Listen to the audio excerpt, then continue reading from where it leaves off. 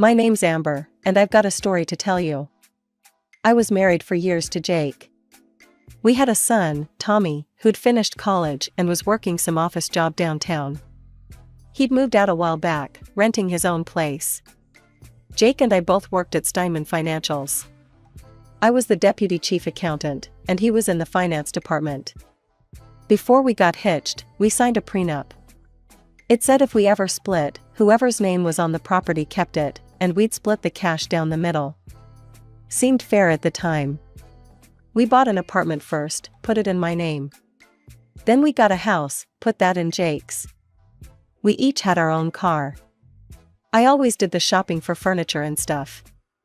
Jake hated it, even online shopping. So I kept all the receipts, being an accountant and all. Never knew when they might come in handy. Lately, Jake had been obsessing over our retirement. He'd spend hours poring over financial news, muttering about inflation and the rising cost of living. "Have you seen gas prices lately?" he'd grumble over breakfast. "And don't even get me started on groceries. How are we supposed to retire comfortably at this rate?" I'd try to reassure him, but he was like a dog with a bone. He'd research get-rich-quick schemes, always looking for that magic bullet. One day, he came home excited about day trading. "Amber, I think I've found our ticket," he said, waving his tablet at me. "Look at these stock charts. If we play it right, we could double our money in no time."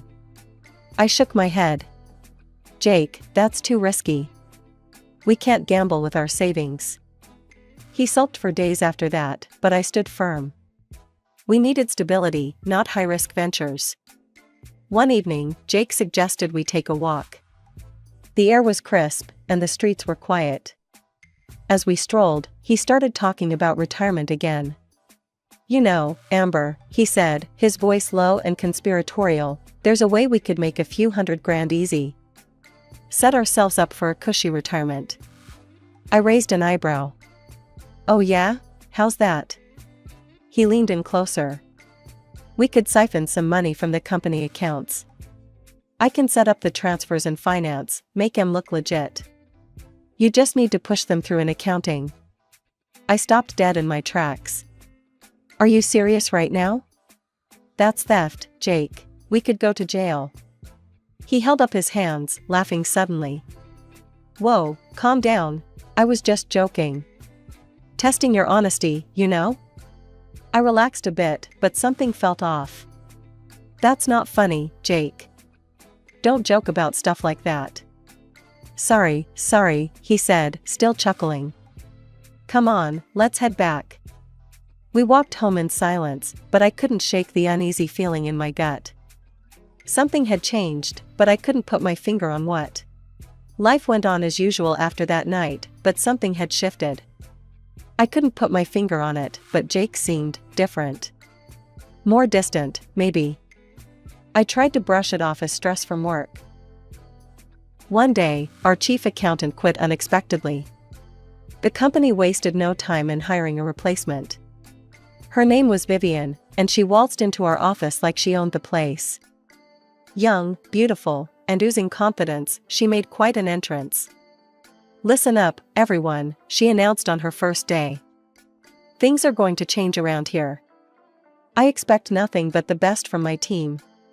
Her eyes lingered on me a bit too long, and I felt a chill run down my spine. Something told me she wasn't happy about having me as her deputy. I was right. Over the next few weeks, Vivian made my life hell. She'd criticize my work constantly, making me redo reports multiple times for the tiniest errors. A few days later, during a management meeting, I noticed a glaring error in Vivian's calculations. I hesitated, not wanting to embarrass her, but my sense of duty won out. "Excuse me," I said, my voice shaky.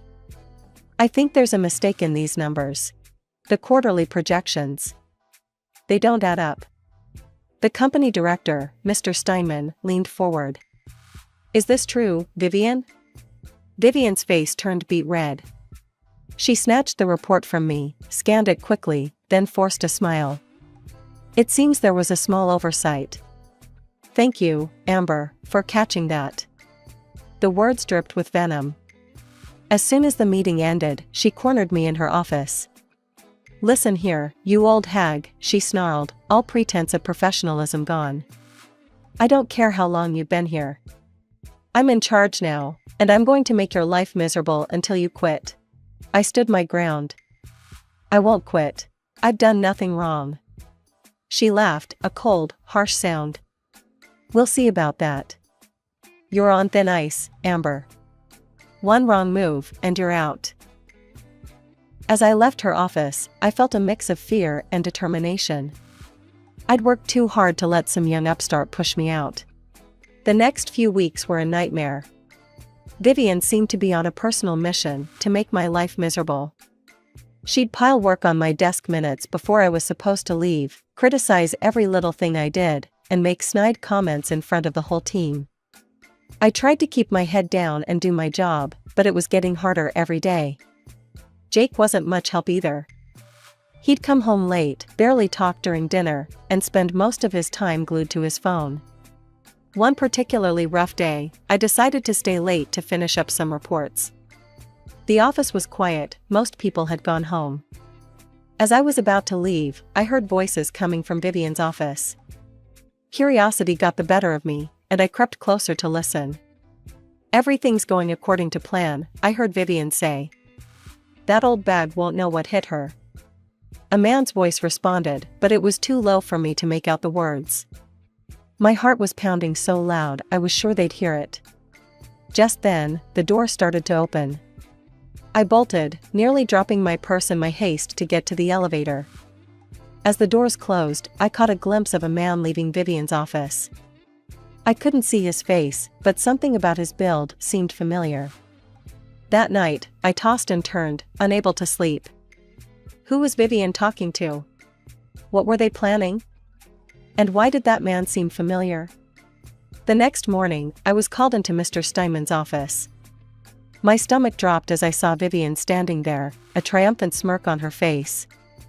"Amber," Mr. Steinman began, his voice grave. "I'm afraid we have to let you go." I felt like I'd been punched in the gut. "What?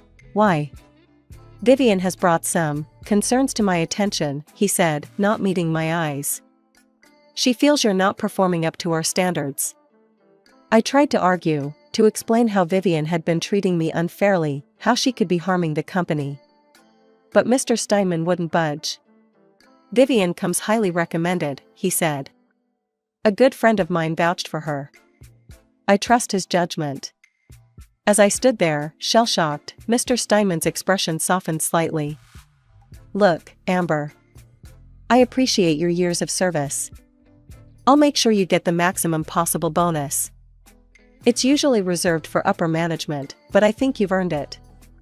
I nodded numbly, barely hearing his words. As I turned to leave, Vivian's voice stopped me. "Don't forget to clear out your desk," she said sweetly.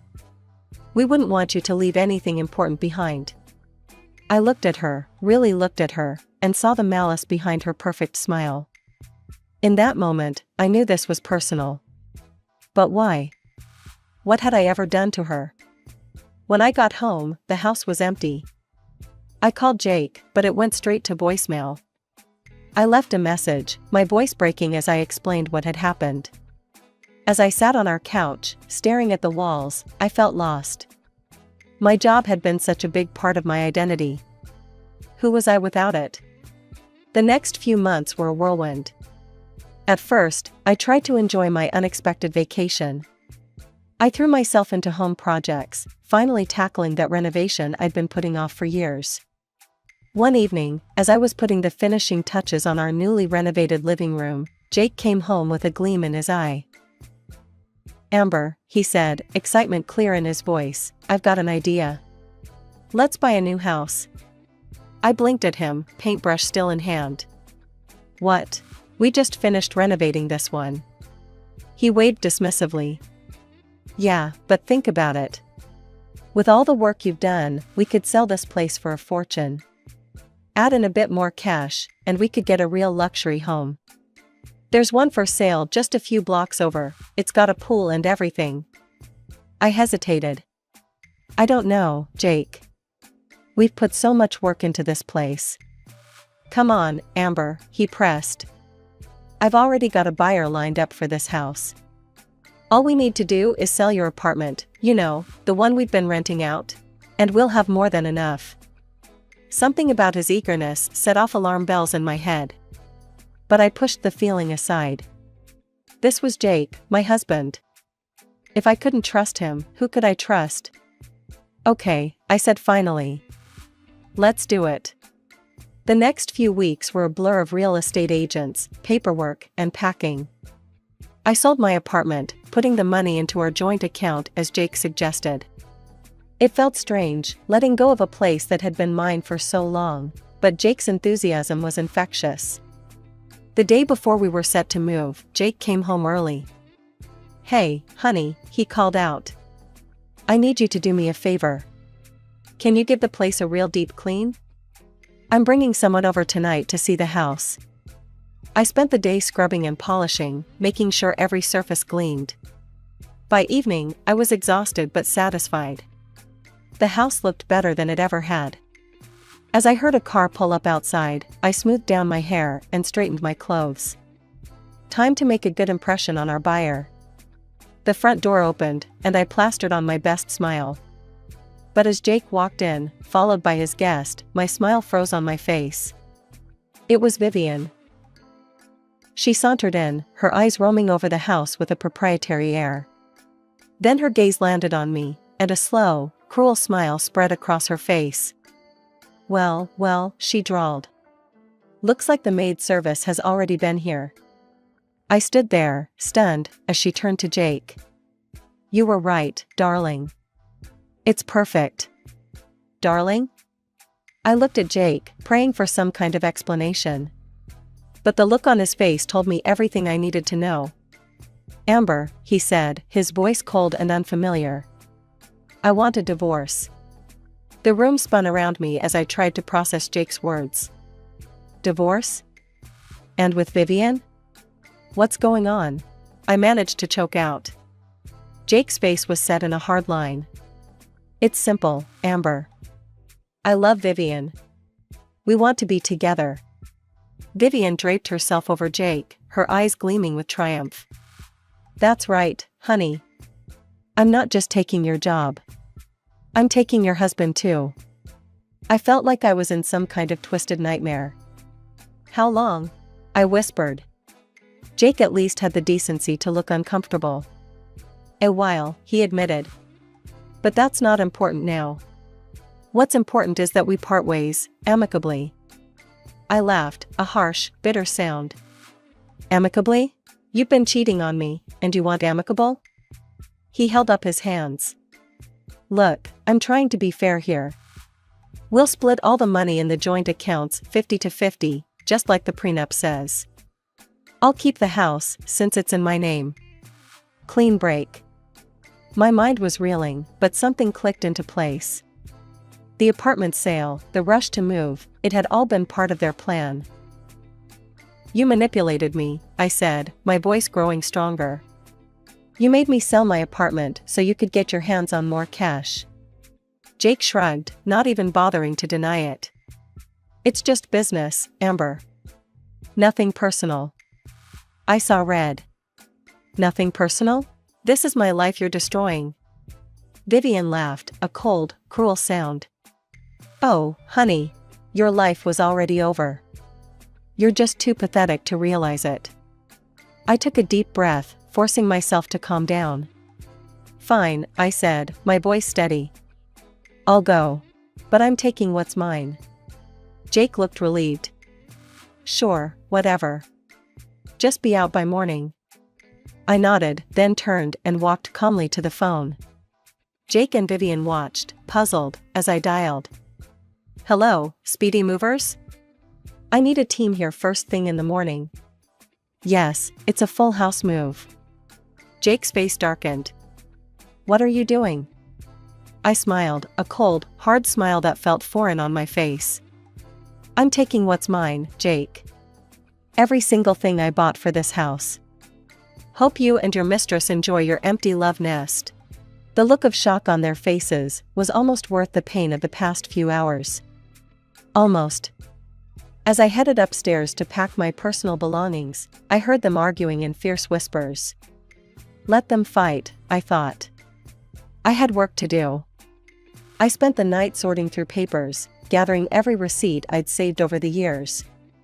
By morning, I had a clear inventory of everything that legally belonged to me. When the movers arrived, Jake tried to stop them, yelling about the prenup. But I calmly showed them the receipts and the clause in our agreement stating that individually purchased items remained the property of the buyer. Item by item, the house was emptied. Furniture, appliances, even the food in the fridge, all loaded into the moving van. Jake and Vivian watched in horrified silence as their perfect plan crumbled around them. As the last box was loaded, I turned to face them one last time. Jake looked shell-shocked, while Vivian's face was contorted with rage. Enjoy your new life, I said, my voice dripping with sarcasm. I'm sure it'll be everything you dreamed of. The next few days were a blur of activity. I rented a small storage unit for my belongings and checked into a modest hotel. My mind was racing, trying to process everything that had happened and figure out my next move. On the second day, I received a call from a number I didn't recognize. It was a lawyer, representing Jake. Mrs. Thompson, he said, his voice cold and professional, I'm calling to inform you that your actions regarding the removal of property from your marital home were illegal. My client demands the immediate return of all items. I laughed, surprising even myself with how steady my voice was. I don't think so. Everything I took, I purchased. I have the receipts to prove it. The lawyer paused, clearly not expecting this response. Nevertheless, the prenuptial agreement. The prenup states that individually purchased items remain the property of the buyer, I interrupted. You're welcome to review it. Now, if you'll excuse me, I have my own legal matters to attend to. I hung up, my heart pounding. I knew this was far from over, but I felt a small thrill of victory. For once, I was fighting back. That evening, I called my son, Tommy. I hadn't told him about the divorce yet, and my heart ached at the thought of breaking the news. Mom, he answered, his voice concerned. Is everything okay? I've been trying to reach Dad, but he's not answering. I took a deep breath. Tommy, there's something I need to tell you. Your father and I, we're getting a divorce. There was a long silence on the other end. Then, what? Why? What happened? I explained as best I could, trying to keep the bitterness out of my voice, for Tommy's sake. When I finished, he was quiet for a long moment. I'm so sorry, Mom, he finally said, his voice thick with emotion. What can I do? Do you need a place to stay? I smiled, grateful for his support. No, honey, I'm okay for now. But there is something you could do for me. I explained my plan, feeling a twinge of guilt for involving Tommy. But I needed someone I could trust completely, and who better than my own son? Tommy agreed without hesitation. I'll do whatever you need, Mom. Dad, he's made his choice. I'm on your side. As I hung up, I felt a mix of emotions. Sadness for the family we once were, anger at Jake's betrayal, but also a fierce determination. I had been knocked down, but I wasn't out. Not by a long shot. I pulled out a notebook and began to write, outlining my plan. Jake and Vivian thought they had won, but they had no idea what was coming. I was going to take back everything they had stolen from me, my job, my dignity, and my future. The next few weeks were a whirlwind of activity. Tommy, true to his word, moved back into Jake's house, claiming he wanted to support his father during this difficult time. Jake, caught off guard by this unexpected show of filial loyalty, welcomed him with open arms. Little did Jake know that Tommy was my eyes and ears inside the house. Every night, we'd talk on the phone, and he'd fill me in on what he'd discovered. Mom, you won't believe this, Tommy whispered one night. I managed to get into Dad's computer. There are emails between him and Vivian, going back months. They'd been planning this for a long time. My heart clenched, but I pushed the pain aside. What else did you find? Tommy's voice dropped even lower. There are some weird financial documents. I don't understand most of it, but it looks shady. I felt a spark of hope. This could be the break I needed. Can you make copies? Already done, Tommy said. I'll drop them off at your hotel tomorrow. True to his word, Tommy delivered a USB drive filled with documents the next day. As I pored over the files, my accountant's brain kicked into high gear. The more I read, the more my suspicions grew. There were discrepancies in the company's financial reports, money moving between accounts that shouldn't exist. And at the center of it all were Jake and Vivian's names. I remembered Jake's joke about embezzling money from the company. It seemed it wasn't a joke after all. Armed with this information, I knew it was time to make my move. I called my lawyer, explaining what I had found. This is serious, Amber, he said, his voice grave. If what you're saying is true, we're looking at major fraud. But we need more concrete evidence. I nodded, even though he couldn't see me. I understand. What do you suggest? We need to get the company involved, he said. If we can prove that Jake and Vivian have been stealing from Steinman Financials, it could change everything in your divorce proceedings. The next day, I marched into Steinman Financials, my head held high. As I walked through the familiar corridors, I could feel the stares of my former colleagues. Some looked sympathetic, others curious, but I ignored them all. I knocked on Mr. Steinman's door, my heart pounding. Come in, his voice called out. As I stepped into his office, his eyes widened in surprise. Amber, what are you doing here? I took a deep breath. Mr. Steinman, I need to talk to you. It's about Jake and Vivian. And it's about your company. For the next hour, I laid out everything I had discovered. The suspicious transfers, the hidden accounts, the discrepancies in the reports. Mr. Steinman's face grew increasingly pale as I spoke. When I finished, he was silent for a long moment. Then he reached for his phone. Get me the head of security and our legal team. Now. He looked back at me, his expression a mix of anger and gratitude. Amber, I owe you an apology. And a thank you. If what you're saying is true, you may have saved this company from disaster. The next few days were a whirlwind of activity at Steinman Financials. Mr. Steinman, acting on the information I'd provided, ordered an urgent audit of the company's accounts. The results were shocking, even to me. The auditors confirmed what I'd suspected: money was indeed being siphoned from the company's accounts to unknown destinations. The total amount stolen was staggering, approximately $400,000. I felt sick to my stomach thinking about how long this must have been going on right under my nose. A large-scale investigation followed, involving not just the company's internal team, but also external forensic accountants and law enforcement. As the evidence mounted, there was no doubt left: Jake and Vivian were guilty of extensive fraud. I watched from the sidelines as their world came crashing down. Police officers arrived at the office one morning, leading both Jake and Vivian away in handcuffs. Their property and accounts were seized, and a criminal case was opened for economic crimes. Despite the satisfaction of seeing justice served, the aftermath was messy and painful. Because of the prenuptial agreement we'd signed years ago, I couldn't reclaim the money from the apartment I'd sold. Instead, those funds, along with our other joint accounts, were split equally between us. The house, being in Jake's name, remained his property. However, my lawyer fought hard, and we managed to secure some victories. I received financial compensation from Jake amounting to 50% of our house's value, plus lifelong alimony. It wasn't everything I'd hoped for, but it was something. But I wasn't done.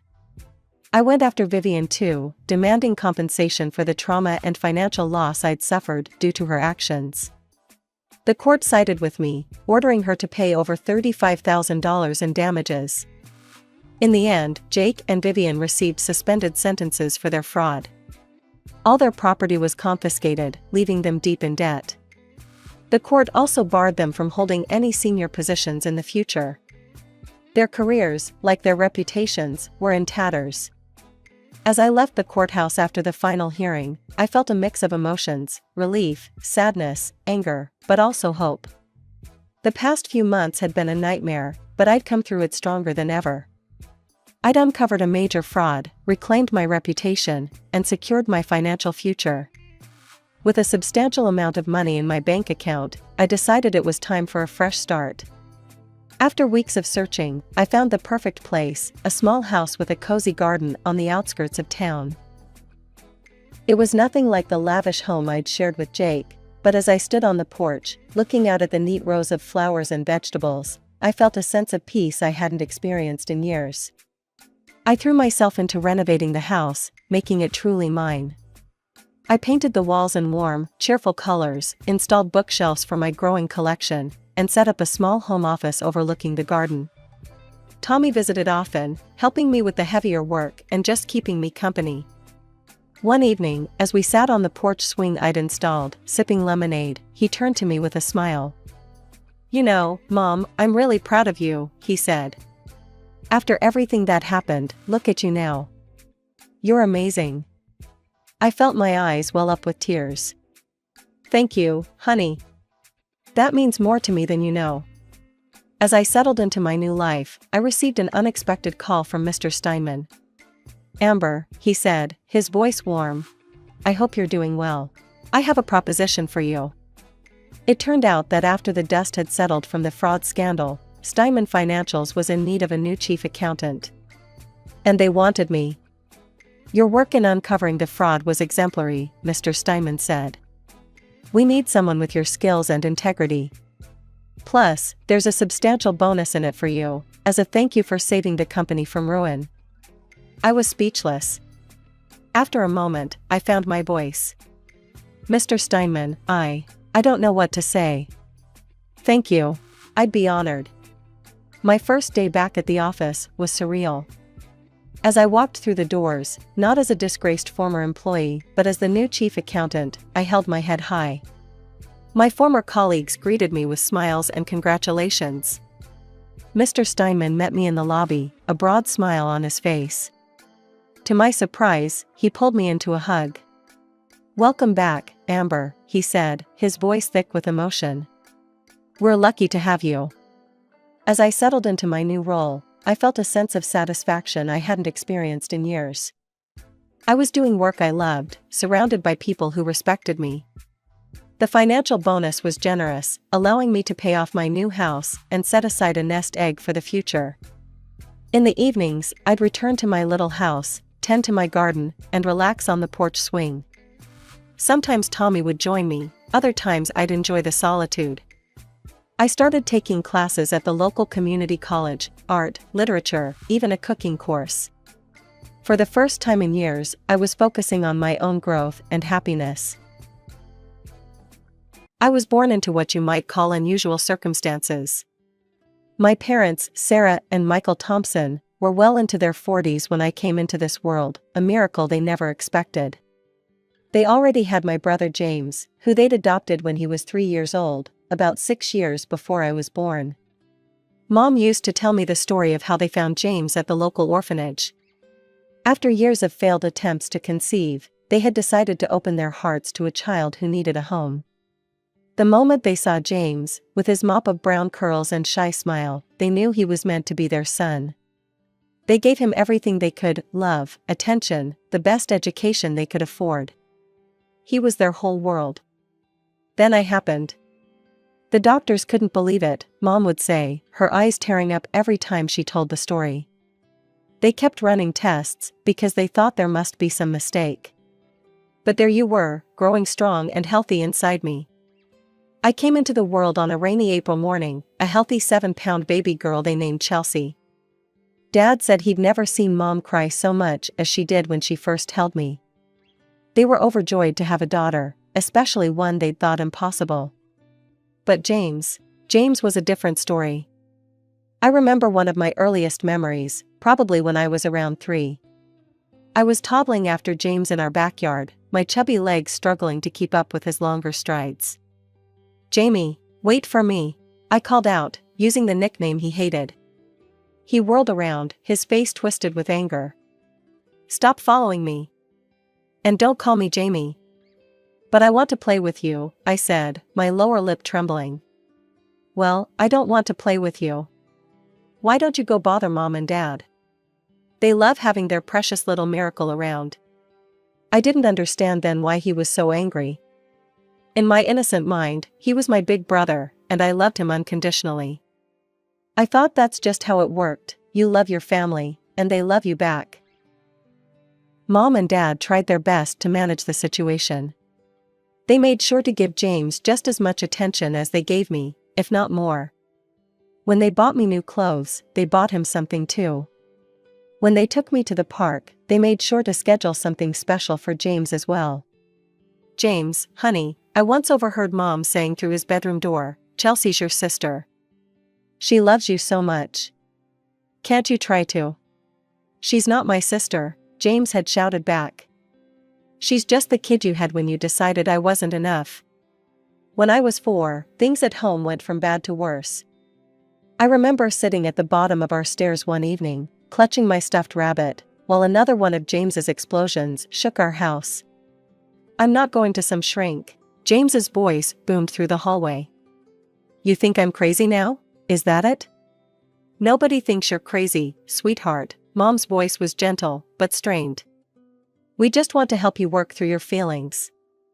Dr. Anderson is really nice, she—" "Oh sure," James cut her off. "Ship the adopted kid off to therapy while your real daughter gets to stay home. That's what this is really about, isn't it?" I heard Dad's heavy sigh.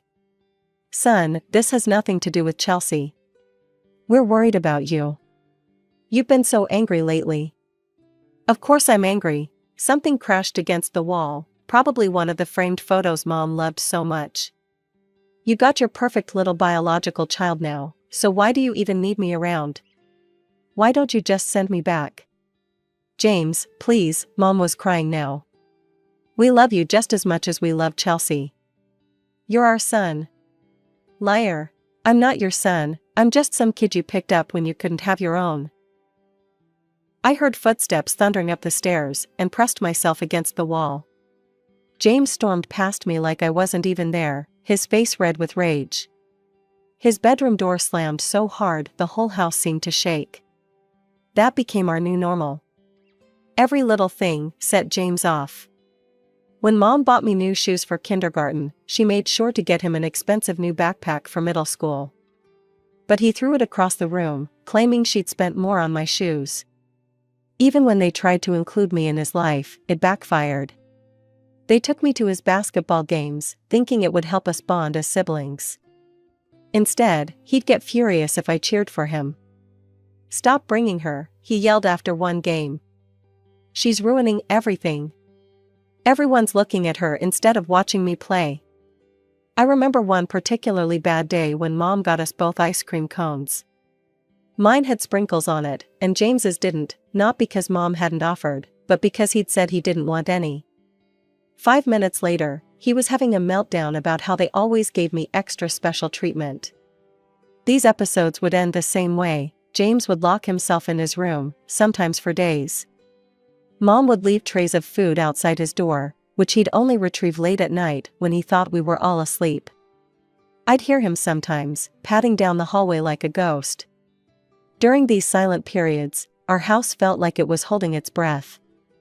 Mom would cry when she thought I couldn't see her. Dad would stand outside James's door for long minutes, his hand raised to knock, before walking away without making a sound. And I, not fully understanding what was happening but knowing somehow that I was part of the problem, tried to make myself as small and quiet as possible. I was 6 years old when Aunt Martha died. I didn't know her well. She was Mom's aunt who lived several hours away, but her death threw our family into chaos in a way none of us expected. "We have to leave right now," Mom said, hurriedly packing an overnight bag. "James, you're old enough to watch Chelsea for one day. We'll be back late tonight." James rolled his eyes, but nodded. "Whatever." "There's food in the fridge," Dad added, checking his wallet. "And both our cell numbers are on the kitchen board. Call if anything happens." I know, James muttered. I'm 15, not stupid. I watched from the window as their car pulled away. James waited exactly 3 minutes after they left, before grabbing his jacket. Where are you going? I asked, my voice small. Out. Don't touch my stuff. He was already heading for the door. But Mom and Dad said. Mom and Dad say a lot of things, he sneered. Just watch TV or whatever. And don't tell them I left or you'll be sorry. The door slammed behind him, and suddenly I was alone in our big house. At first, I tried to be brave. I watched cartoons, ate the sandwich Mom had left in the fridge, and played with my dolls. But as the hours ticked by and the sun started to set, fear crept in. The shadows grew longer. Every creak of the house made me jump. I tried calling James's cell phone, but it went straight to voicemail. By the time darkness fell completely, I was terrified. I huddled on the couch, wrapped in a blanket, crying quietly and watching the front door. It was almost midnight when I heard our parents' car in the driveway. I ran to the door, tears streaming down my face. Chelsea, Mom scooped me up. What's wrong? Where's James? He left, I sobbed. Right after you did. I was so scared. Dad's face turned a shade of red I'd never seen before. He left you alone? All day? James didn't come home until the next morning, swaggering in like nothing had happened. He found Mom and Dad waiting in the kitchen, their faces grim.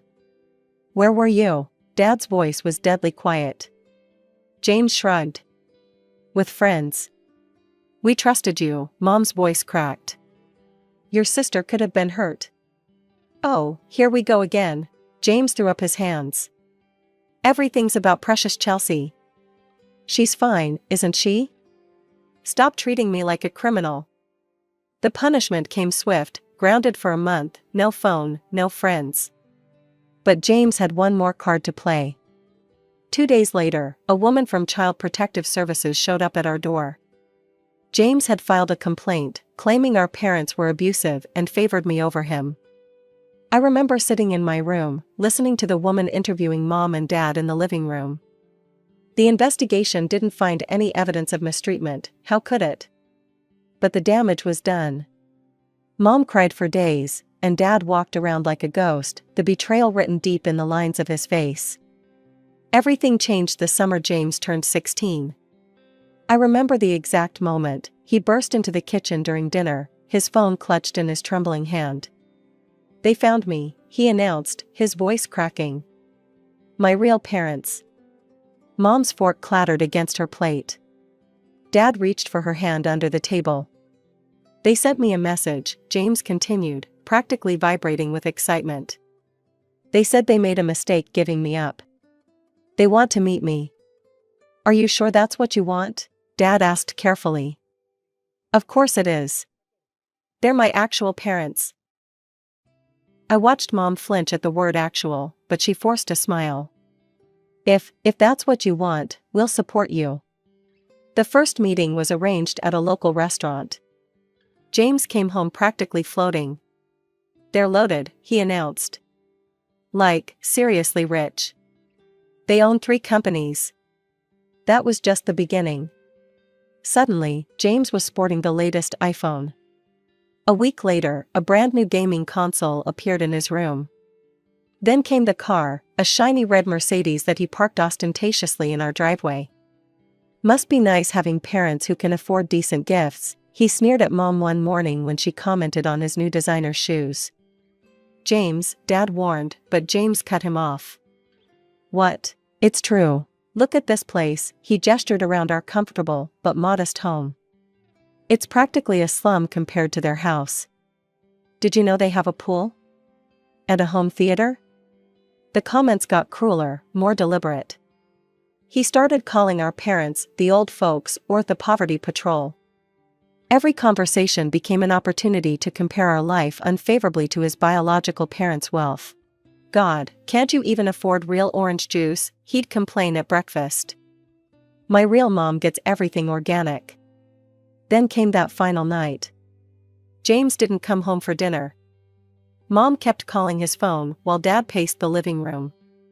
They were still up at 3 a.m. when he finally strolled in. "Where have you been?" Mom jumped up. "We were worried sick." James's face twisted into a smirk. "At my parents' house." "My real parents." "We are your real," Dad started. "No, you're not," James cut him off coldly. "And I'm done pretending. I'm moving in with them." Mom stumbled back like she'd been slapped. "What?" "You heard me. They can give me a real life, not this pathetic excuse for one. I'm sick of living in this dump. Sick of pretending to care about your precious little miracle child."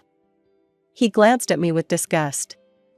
"I don't need hand-me-down parents or a fake sister anymore." The next few weeks were a blur of court appearances and social workers. James's biological parents had money and good lawyers. They argued that James was old enough to choose where he wanted to live. The judge agreed. On moving day, James packed his things efficiently, like he couldn't wait to leave. Mom tried to hug him goodbye. He stepped around her like she was furniture. Dad stood in the doorway, looking old and defeated. "James," he said softly. "You'll always have a home here." But James was already walking to his Mercedes, not looking back. He didn't say goodbye. He didn't even close the front door behind him. Life went on after James left, but there was always something missing in our house, like a phantom limb that still ached even though it wasn't there anymore. Mom would set 4 places at the table sometimes, then quietly remove the extra plate when she caught herself. Dad would pause while telling stories, carefully editing out the parts that involved James. Every holiday, without fail, they'd try to reach out. I'd watch Mom carefully selecting Christmas cards, spending hours writing personal messages inside. "Maybe this year," she'd whisper, sealing each envelope with trembling fingers. The cards would disappear into the void of silence James had created around himself. Birthday cards met the same fate. So did the graduation card they sent to his last known address, and the letter Mom wrote when Dad had his minor heart surgery. One night, during my junior year of high school, I was heading to the kitchen for a glass of water when I heard Mom crying in their bedroom. "He's blocked us, Michael," she sobbed. I tried calling from Mary's phone, but that number's disconnected too. I can't even see his Facebook page anymore. I just want to know if he's okay. Just to know he's alive and... My friend's older sister let me use her Facebook account the next day. James's profile wasn't hard to find, he'd become quite the social media star in his wealthy new life. His latest post made my stomach turn. Finally cleaned out the last of my old contacts. No more deadweight from the past. Don't need any reminders of those poor old folks who kept me around until they had their own kid. Time to live my real life with my real family. Best decision ever, living my best life. The photos showed him on tropical vacations, posing next to expensive cars, partying in exclusive clubs. In every shot, he was smiling wider than he ever had in our family photos.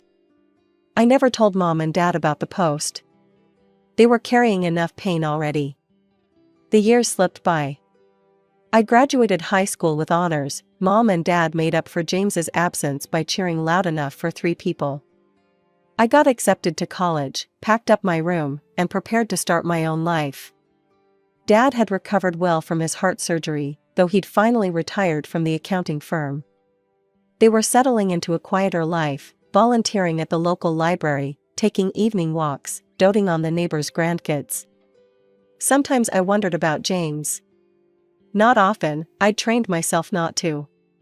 But occasionally, I'd catch myself wondering if he ever regretted his choice, if he ever missed the people who'd loved him before he had access to credit cards and luxury cars.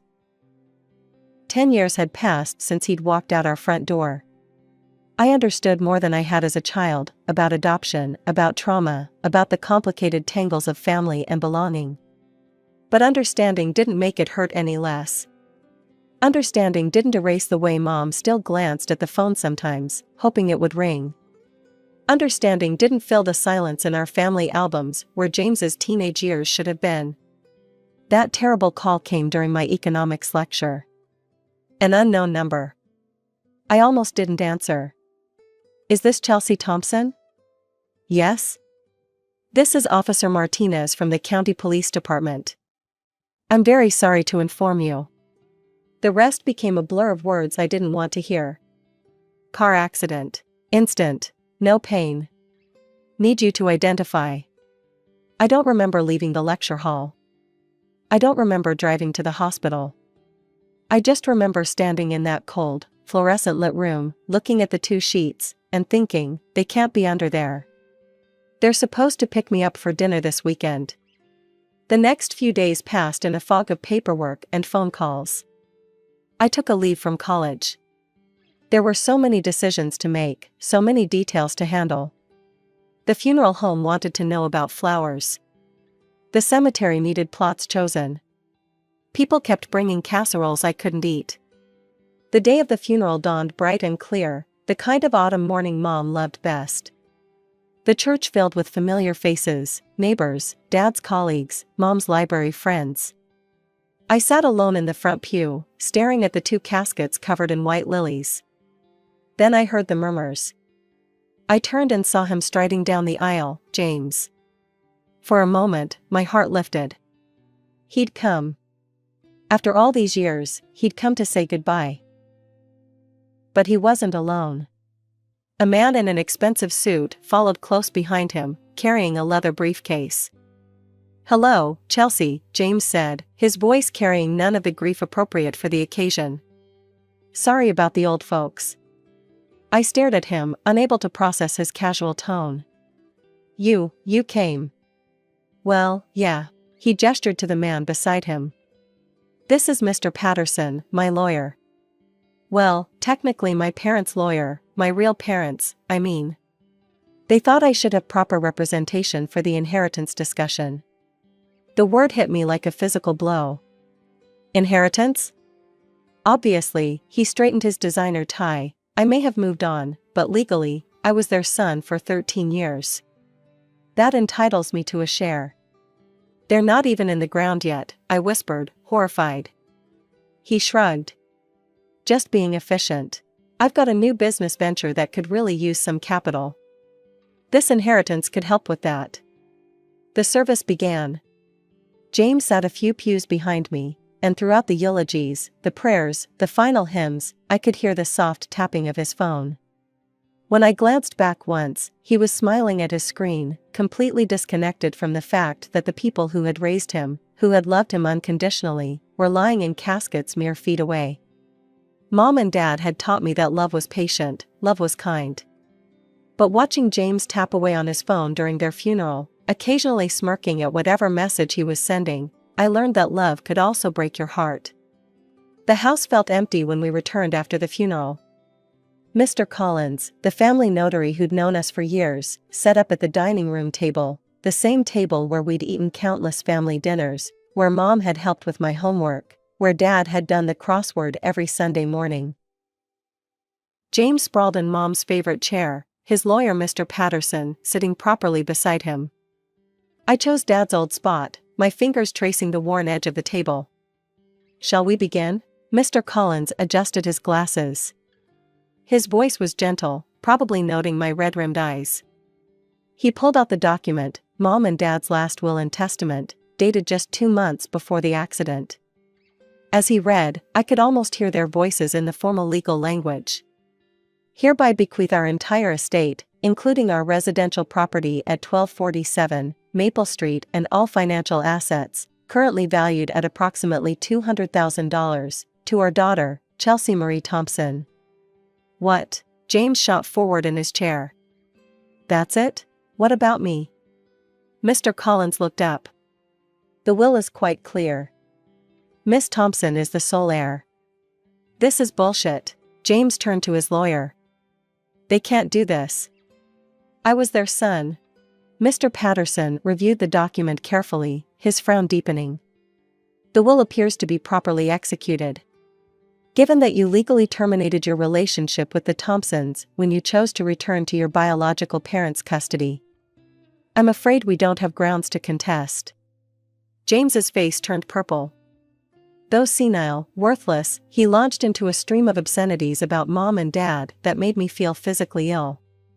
Even Mr. Patterson looked uncomfortable, shifting in his seat and avoiding eye contact with his client. Mr. Thompson, Mr. Collins, cleared his throat, interrupting James's tirade. "There is one more thing. Your parents left a letter for Chelsea." He pulled out an envelope, yellowed slightly at the edges. I couldn't bear to read it myself, seeing their handwriting would break me all over again. "Would you?" My voice cracked. "Would you read it for me?" Mr. Collins nodded, breaking the seal. "Dearest Chelsea, if you're reading this, we're no longer with you, and for that, we're so sorry. We know you're strong, you've always been our rock, especially after James left. But you're also kind, perhaps the kindest person we've ever known. Everything we have is yours now. The house where we made so many memories, the savings we put aside for your future, it's all in your hands. We trust your judgment completely. But we have one last hope. If James ever finds his way back to us, if he comes to say goodbye and shows that somewhere inside him is still the boy we loved so much, we ask you to consider sharing this inheritance with him. This is entirely your choice, we would never presume to tell you what to do. You'll know in your heart if he deserves this chance. We love you, sweetheart. We love both of you, always have, always will. Mom and Dad." I watched as the color drained from James's face. For the first time since he'd walked into the funeral, his carefully constructed facade cracked. "Chelsea," his voice suddenly turned soft, pleading. "I didn't mean what I said before. About Mom and Dad. I was just upset, you know how it is. The shock of losing them." I stared at him, seeing clearly for the first time not the brother I'd once adored, but the stranger he'd become. "They were such good people," he continued, his voice thick with fake emotion. "And you're right, they did raise me. Maybe we could honor their memory by investing in my new business venture? I'm sure they would have wanted." "Stop," my voice was quiet but firm. "Just stop." He blinked, thrown off script. "Mr. Collins," I turned to the notary, "the letter says this decision is voluntary, correct?" "Absolutely," he nodded. "The choice is entirely yours, Miss Thompson." I stood up, my legs steady, despite the emotional earthquake of the day. "Then my answer is no. You showed exactly who you are today, James. You couldn't even put down your phone during their funeral. You called them worthless before their bodies were cold. But they loved you until their last breath," I continued, my voice breaking slightly. "They still hoped you'd find your way back to being the person they raised you to be. But that person is gone, isn't he? If he ever existed at all." I walked to the front door and opened it. "Please leave. Don't come back. Don't try to contact me."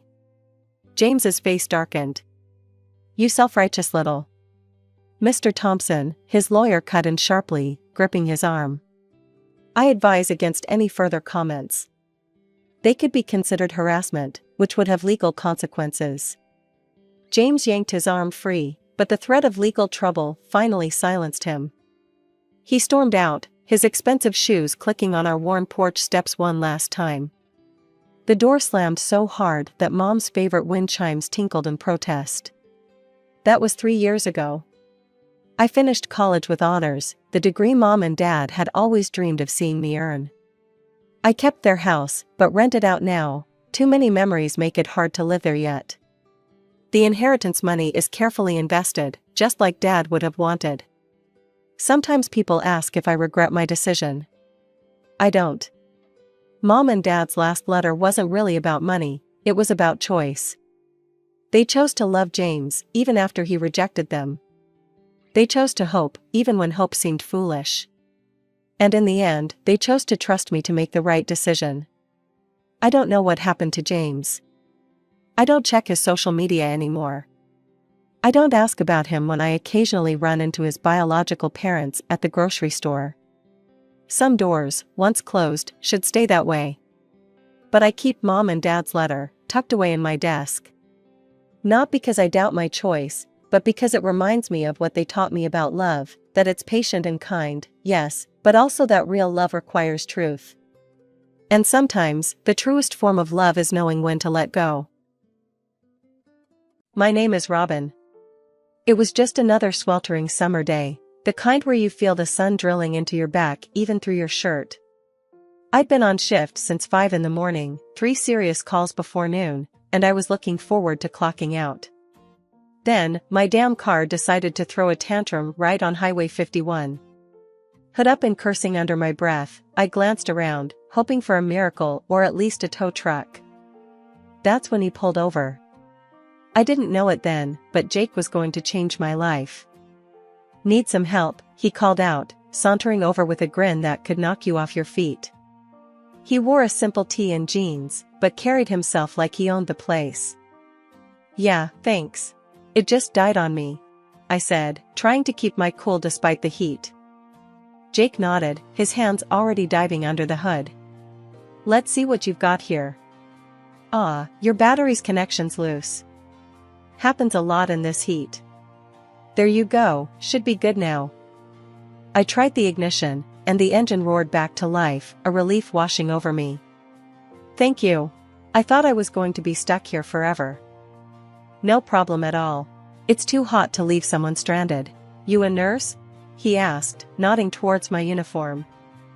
Paramedic, I corrected him with a smile. Long shifts, lots of adrenaline, and not enough coffee. Jake laughed, a sound that filled the space between us comfortably. Sounds tough. I work construction, mostly on government buildings. So I get the long hours too. We chatted a bit more by the side of the road. It was one of those easy conversations that you don't expect to have with a complete stranger. Before we parted ways, Jake said, Robin, maybe I can take you out for coffee sometime? You can tell me more about being a paramedic, and I can bore you with stories about electrical codes. I found myself nodding before I even thought it through. I'd like that. We exchanged numbers, and as he drove away, I couldn't help the silly grin spreading across my face. Coffee turned into dinner, and dinner turned into late-night talks and walks along the river. Jake had a rough charm about him, a straightforward way of talking that made you listen. He didn't sugarcoat his words, didn't dress them up. And I liked that about him. We'd meet up whenever my shifts and his job sites allowed. It wasn't easy, both of us working odd hours, but it felt right whenever we found time together. A couple of months in, during a quiet moment overlooking the city lights from the park hill, Jake pulled a small box from his jacket. Robin, I ain't good with fancy speeches, he said, his voice rough like always. But I know a good thing when I see it, and I don't want to let go. Marry me? It was blunt, unexpected, and so very Jake. I said yes without a second thought. We didn't plan a big event, neither of us cared for that kind of show. Just a simple ceremony at the town hall with a few friends and his mom, who took to calling me daughter from day one.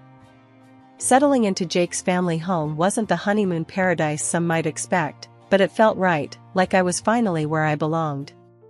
The house was an old 2-story building with creaky floors and a cozy kind of clutter that made you feel at home the minute you walked in. The first morning I woke up there as Jake's wife felt surreal. I was nudged awake not by the blare of my alarm, but by the rich aroma of coffee brewing downstairs and the distant sound of Martha humming an old tune. I patted down, finding her in the kitchen, which was her kingdom, really.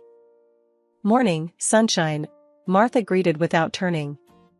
Hope you like your coffee strong and your toast on the darker side. I wouldn't have it any other way, I replied, sliding onto a stool at the counter. This casual kitchen chatter became our morning ritual. It wasn't just about the breakfast, it was her way of checking in, making sure I was settling in okay without making a big fuss about it. Jake had already left for work, typical of his early starts.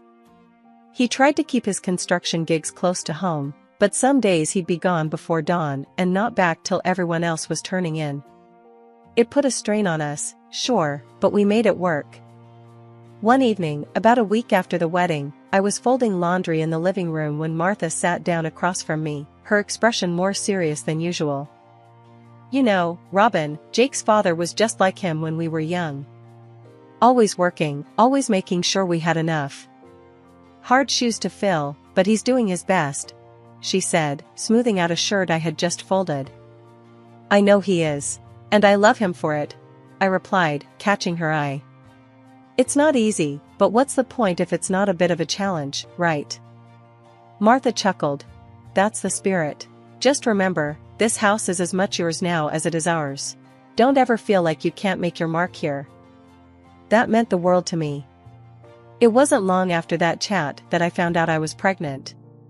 The joy on Jake's face when I told him was something I'd freeze in time if I could. We were going to be parents, and suddenly, the house felt too small for all the love it had to hold. During those months, Martha taught me everything, from baby-proofing the house to managing night feeds. Her support was unwavering. The day our son was born, she was right there, handing me water, wiping my brow, and whispering words of encouragement. Bringing our son home was another chapter. I quit my job to stay home with him, thinking it'd be a breeze with all the stories and advice I had armed myself with. But nothing ever really prepares you for motherhood, does it? The sleepless nights, the constant worry, you name it, I felt it. After months of being at home with my son, I started feeling the walls close in on me. I loved my boy to bits, don't get me wrong, but there was a part of me that missed the rush of the ambulance, the urgency of saving lives, and the camaraderie with my team. I remember broaching the topic with Jake one evening after dinner. He was wiping down the table, a furrow between his brows like he always had when deep in thought or stress. Jake, I've been thinking about going back to work, just a couple of shifts a week, I said, watching his reaction closely. He paused, the cloth in his hand stopping mid-swipe. Work, huh? And what about the little guy? Who's gonna watch him? We could look into daycare. Or maybe your mom could watch him, I suggested, trying to sound casual, though my stomach was tight with nerves. Jake sighed, tossing the cloth onto the counter with more force than necessary. Daycare? That's not happening. My boy isn't going to be raised by strangers. And mom's already doing enough around here. The conversation quickly turned tense. It's not about not wanting to be with our son. You know I love him. But I need something for myself too, Jake. I need to feel like I'm more than just a mom. Jake ran a hand through his hair, looking frustrated. And what about what I need? I need you here. We agreed on this, remember? When we decided to have a kid? I remembered, all right. But back then, I hadn't realized how much of myself I'd lose in the process. Things change, Jake. I didn't know I'd feel this way.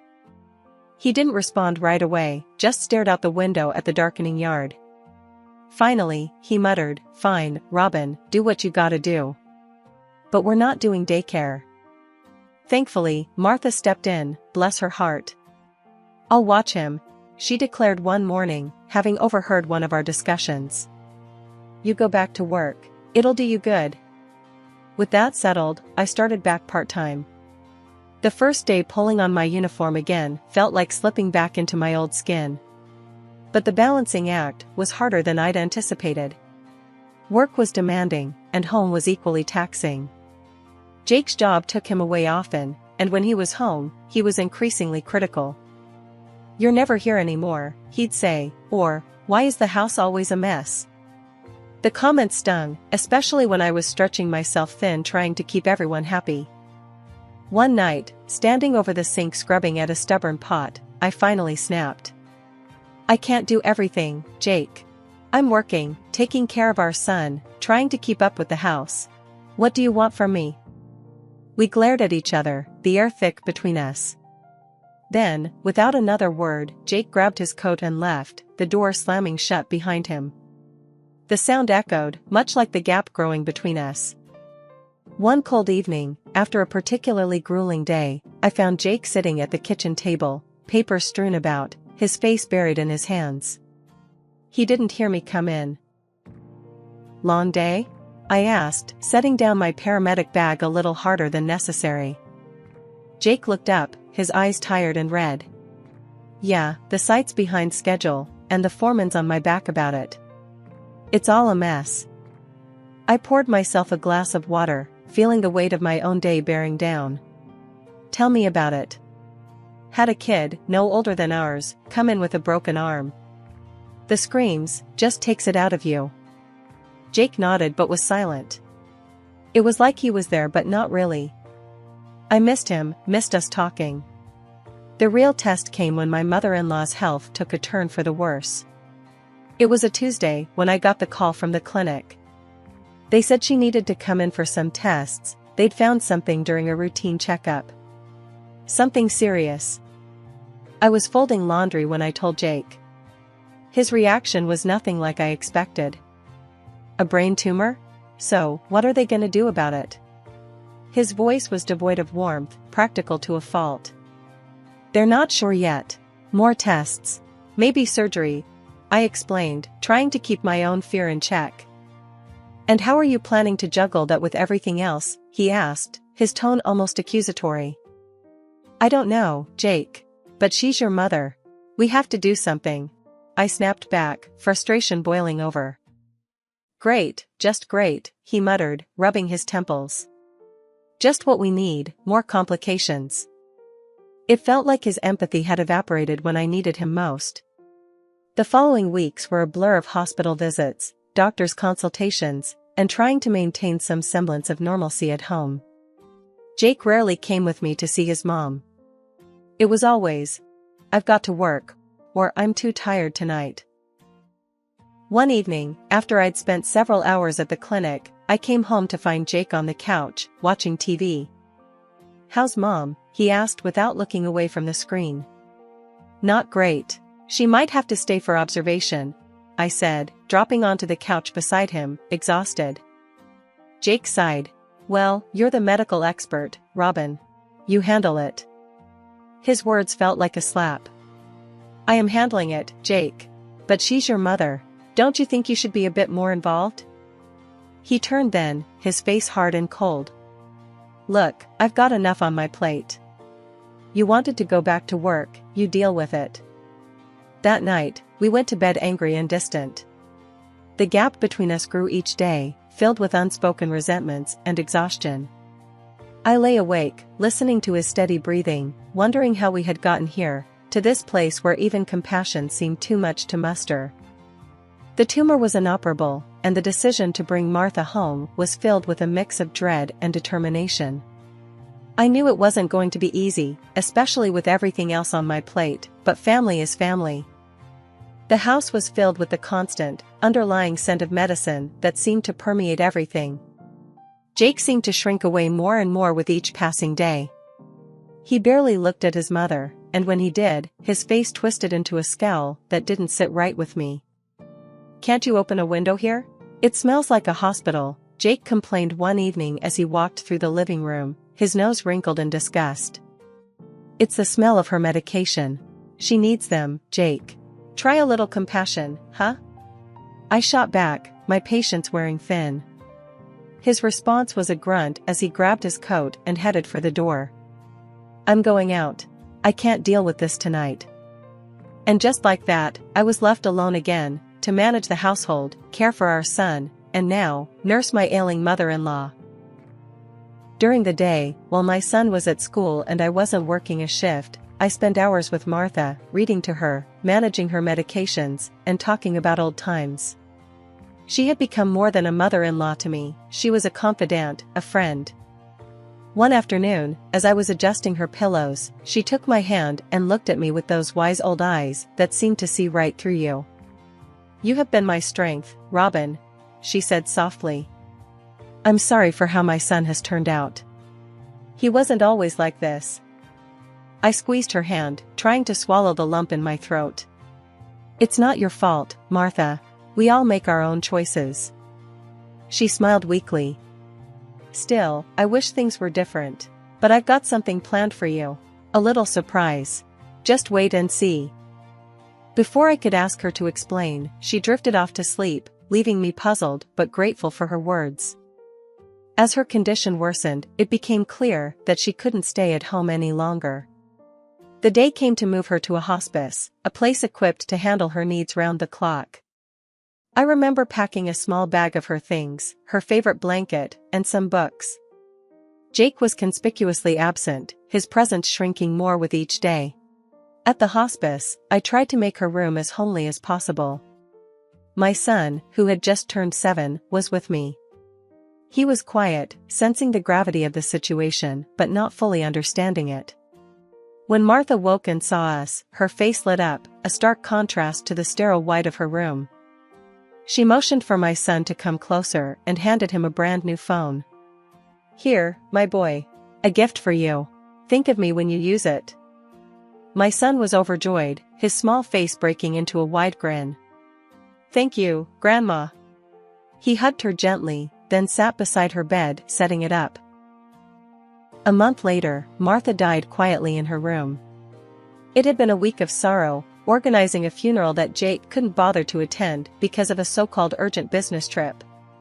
Alone, I managed every detail and bore the cost of saying goodbye to the woman who had become more mother than mother-in-law. It was a small service, just a few close friends and relatives who knew her well. I stood there, holding our son's hand, feeling the weight of the absence of her own son.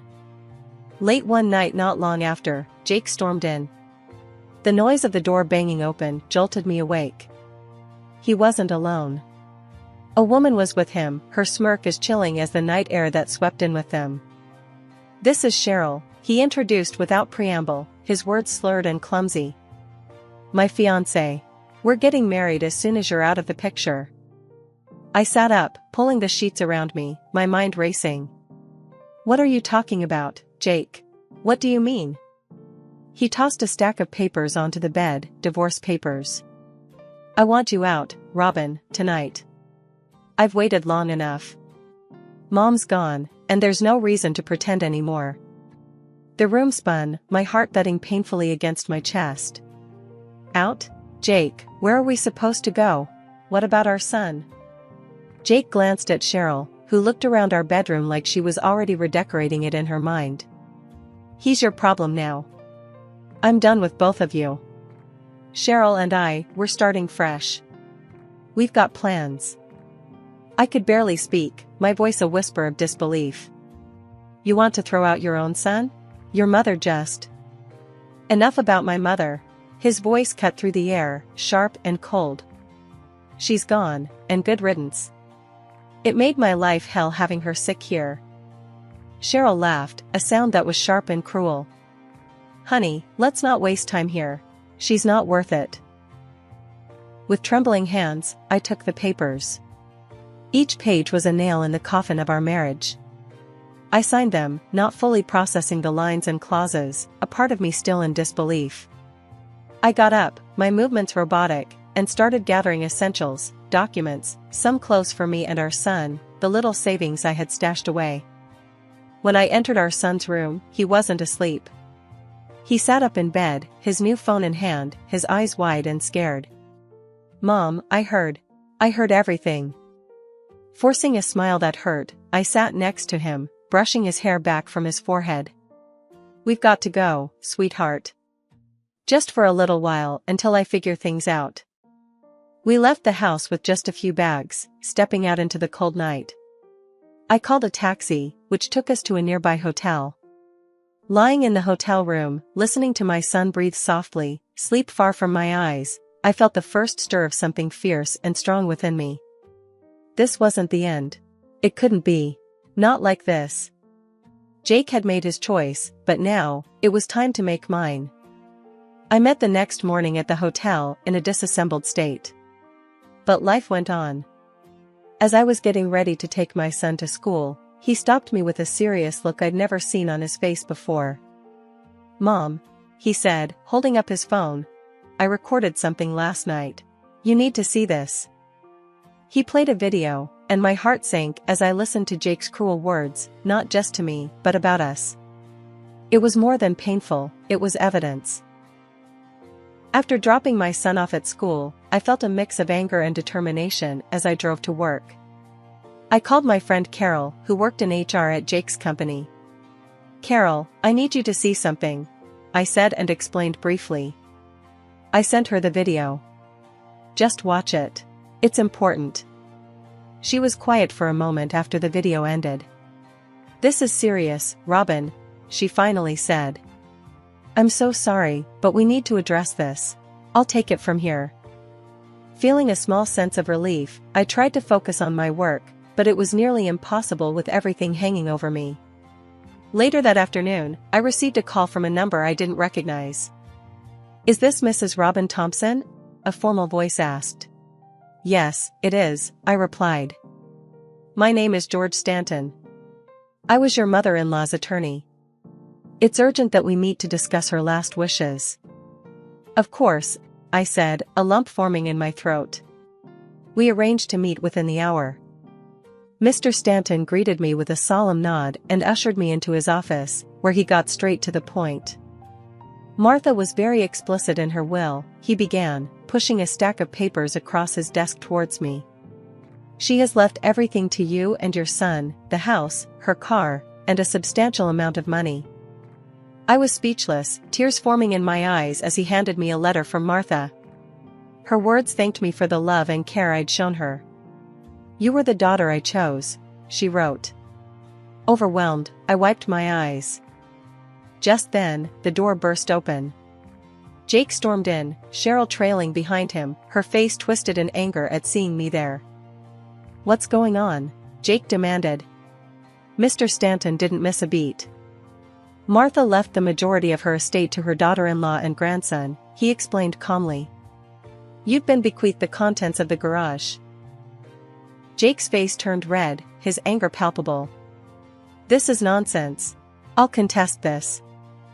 Mr. Stanton politely replied, "There's no money coming to you, sir. Everything was left to Mrs. Thompson. Any attempt to contest this will likely be futile and costly." Cheryl's interest visibly waned. She looked at Jake and then at the plain surroundings of the office. "I'm not sticking around for this. I don't need a penniless lover," she muttered and walked out, her high heels clicking sharply on the floor. Jake looked as if he might explode. "This isn't the end," he spat at me before turning and leaving, slamming the door behind him. As I left Mr. Stanton's office, the papers clutched in my hand felt like a shield. Martha's final gift had given me more than just material security, it gave me a measure of justice, and for the first time in a long while, a genuine hope for the future. I never thought I'd find myself in a courtroom arguing for a divorce I didn't initially want, but life has a funny way of throwing you curveballs. Jake had done a complete 180 when he realized what he stood to lose, not just me and our son, but the comfortable life in the house and the wealth left by his mother. On the day of the hearing, the courtroom was stiff and formal, a stark contrast to the chaos of my emotions. Jake was there, looking worn but determined, a sharp-dressed lawyer by his side. When it was his turn to speak, he stood up, his voice shaky. "I've made mistakes, big ones, and I'm sorry. I don't want to lose my family. I want to make things right with my wife and son," he pleaded, his eyes darting around the room but mostly avoiding mine.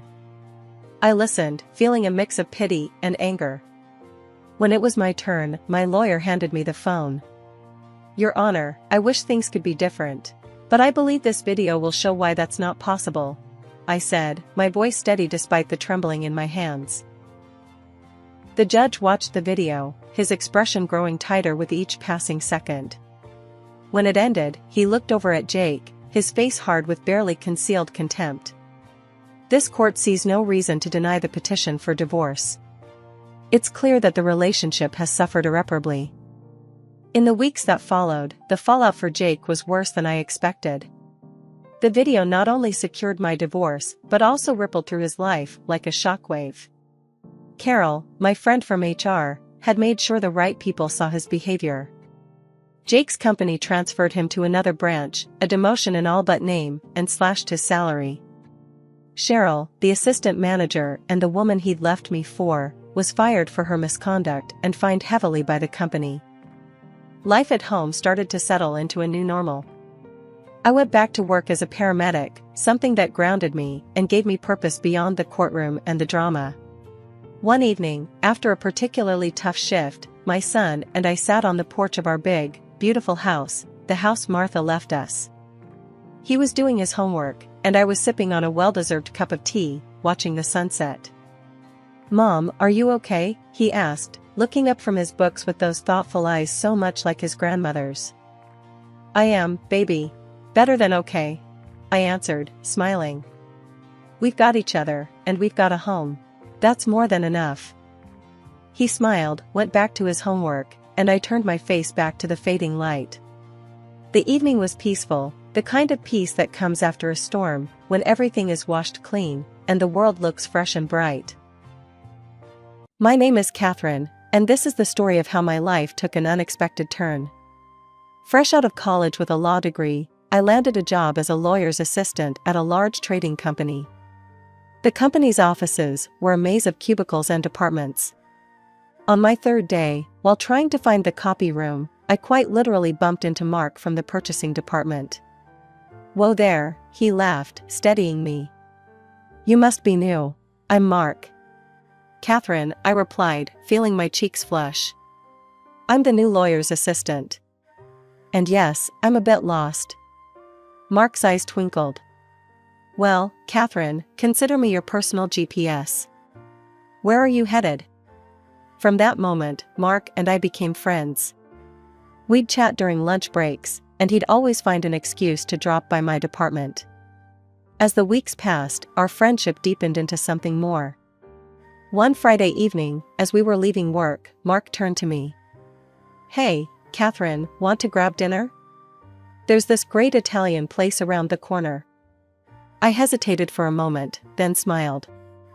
"I'd love to." That dinner marked the beginning of our romantic relationship. We dated for a year, our bond growing stronger with each passing day. Mark was everything I'd ever wanted in a partner, kind, funny, and supportive. On our first anniversary, Mark proposed. We were married 6 months later in a small ceremony with our closest friends and family. Mark's mother, Linda, attended but seemed less than thrilled. She'd always been a bit cold towards me, and I overheard her muttering to a relative during the reception. "He could have done better," she said, not realizing I was within earshot. "There are so many successful, rich girls out there." But no, he had to choose her. Her words stung, but I tried not to let them dampen my happiness. Mark loved me, and that was all that mattered. After the wedding, we decided to buy an apartment. I had inherited a substantial sum from my grandmother, so Mark and I were able to split the cost 50-50. It was a cozy 2-bedroom place in a nice neighborhood, perfect for starting our life together. A year into our marriage, life had settled into a comfortable rhythm. Mark and I were both doing well at work, and our weekends were filled with lazy mornings and exploring the city. Everything seemed perfect, until the day I woke up feeling off. At first, I brushed it off as a simple stomach bug. But as days passed and the nausea persisted, a small voice in the back of my mind whispered a possibility I hadn't considered. Could I be pregnant? One morning, I decided to find out for sure. I bought a pregnancy test on my way to work and snuck into the office bathroom during my lunch break. Those 2 minutes of waiting were the longest of my life. When I finally looked at the stick, my heart skipped a beat. 2 pink lines. That evening, I decided to surprise Mark with the news. I picked up his favorite takeout and set the table with candles. When he walked in, his eyebrows shot up. "What's the occasion?" he asked, hanging up his coat. I took a deep breath. "Mark, I have something to tell you. I'm pregnant." The silence that followed was deafening. Mark's face went through a series of emotions: surprise, confusion, and then, disappointment. "Are you sure?" he finally asked, his voice strained. I nodded, my earlier excitement fading. "I took a test today. It's positive." Mark sank into a chair, running a hand through his hair. "Catherine, don't you think it's too soon? We've only been married a year. We haven't even had time to enjoy each other yet. Maybe we should consider our options?" I felt like I'd been doused in ice water. "Options? Are you suggesting an abortion?" Mark shrugged, not meeting my eyes. "It's just something to think about. We're both building our careers. A baby would change everything." I stood up, my hands shaking. I can't believe what I'm hearing. This is our child, Mark. I'm keeping it. The next few days were tense. Mark and I danced around each other, the elephant in the room growing larger by the minute. I decided to see a doctor, hoping for some good news to change Mark's mind. The visit didn't go as I'd hoped. The doctor, a kind-faced woman named Dr. Patel, looked at me with concern after the examination. "Mrs. Thompson, I'm afraid your pregnancy is high risk," she said gently. "You'll need to be very careful. Less stress, more rest, and plenty of relaxation." I felt my world tilting. "What does that mean for the baby?" Dr. Patel squeezed my hand. "It means we'll need to monitor you closely. There's a risk of miscarriage, but with proper care, we can minimize that risk." I left the clinic in a daze. How was I supposed to have less stress when my own husband didn't want our baby? When I got home, I found Mark watching TV. "How did it go?" he asked, not looking away from the screen. I took a deep breath. "The pregnancy is high risk. I need to reduce stress and rest more. I'm going to ask if I can work remotely." Mark's jaw clenched. "Catherine, I really think we need to reconsider this. It's not too late to—" "Stop," I cut him off. "I've made my decision, Mark. I'm having this baby, with or without your support." The next morning, I approached my boss, Mr. Jameson, with trepidation. I explained my situation and requested to work remotely. To my relief, he was understanding and agreed immediately. "Your health and your baby's health come first, Catherine," he said kindly. "We'll set you up with everything you need to work from home." I felt a weight lift off my shoulders, but it was short-lived. When I told Mark about the arrangement, his reaction was less than enthusiastic. "Great," he muttered. "So you'll be home all day, doing what exactly?" I stared at him, incredulous. "Working, Mark. And taking care of myself and our baby." He scoffed and walked away, leaving me feeling more alone than ever. As the weeks passed, I threw myself into my work and preparing for the baby. I read every pregnancy book I could find, started eating healthier, and even took up prenatal yoga. Meanwhile, Mark grew more distant. He started staying late at work, claiming he had to pick up my slack. On weekends, he'd suddenly have business trips that he'd never mentioned before. I tried to talk to him about it, but he'd brush me off. One evening, as I was setting the table for dinner, the doorbell rang. It was Mark's mother, Linda. "I thought I'd drop by and see how you're doing," she said, her smile not quite reaching her eyes. I invited her in, trying to ignore the way her gaze critically swept over my growing belly. "Mark tells me you're working from home now," she said, settling onto our couch. I nodded. "Yes, the doctor advised it for the baby's health. You know, Catherine, a child isn't always the blessing people make it out to be. Especially when it comes at the wrong time." I felt my hackles rise. "There's never a perfect time for a baby, Linda. We'll manage." She leaned forward, her voice lowering. "Are you sure about that? Mark is young, ambitious. He needs a partner who can support his career, not hold him back. Don't make him regret his choice." A few days later, as Mark was getting ready for work, I caught a whiff of something unfamiliar. A perfume, floral and sweet, that definitely wasn't mine. I froze, my mind racing. "New cologne?"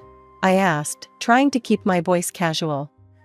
Mark looked startled for a moment before shrugging. "Oh, yeah. Got it as a sample. Like it?" I forced a smile. "It's nice." But as he left for work, I couldn't shake the feeling that something was very wrong. The perfume wasn't cologne, and it certainly wasn't a sample.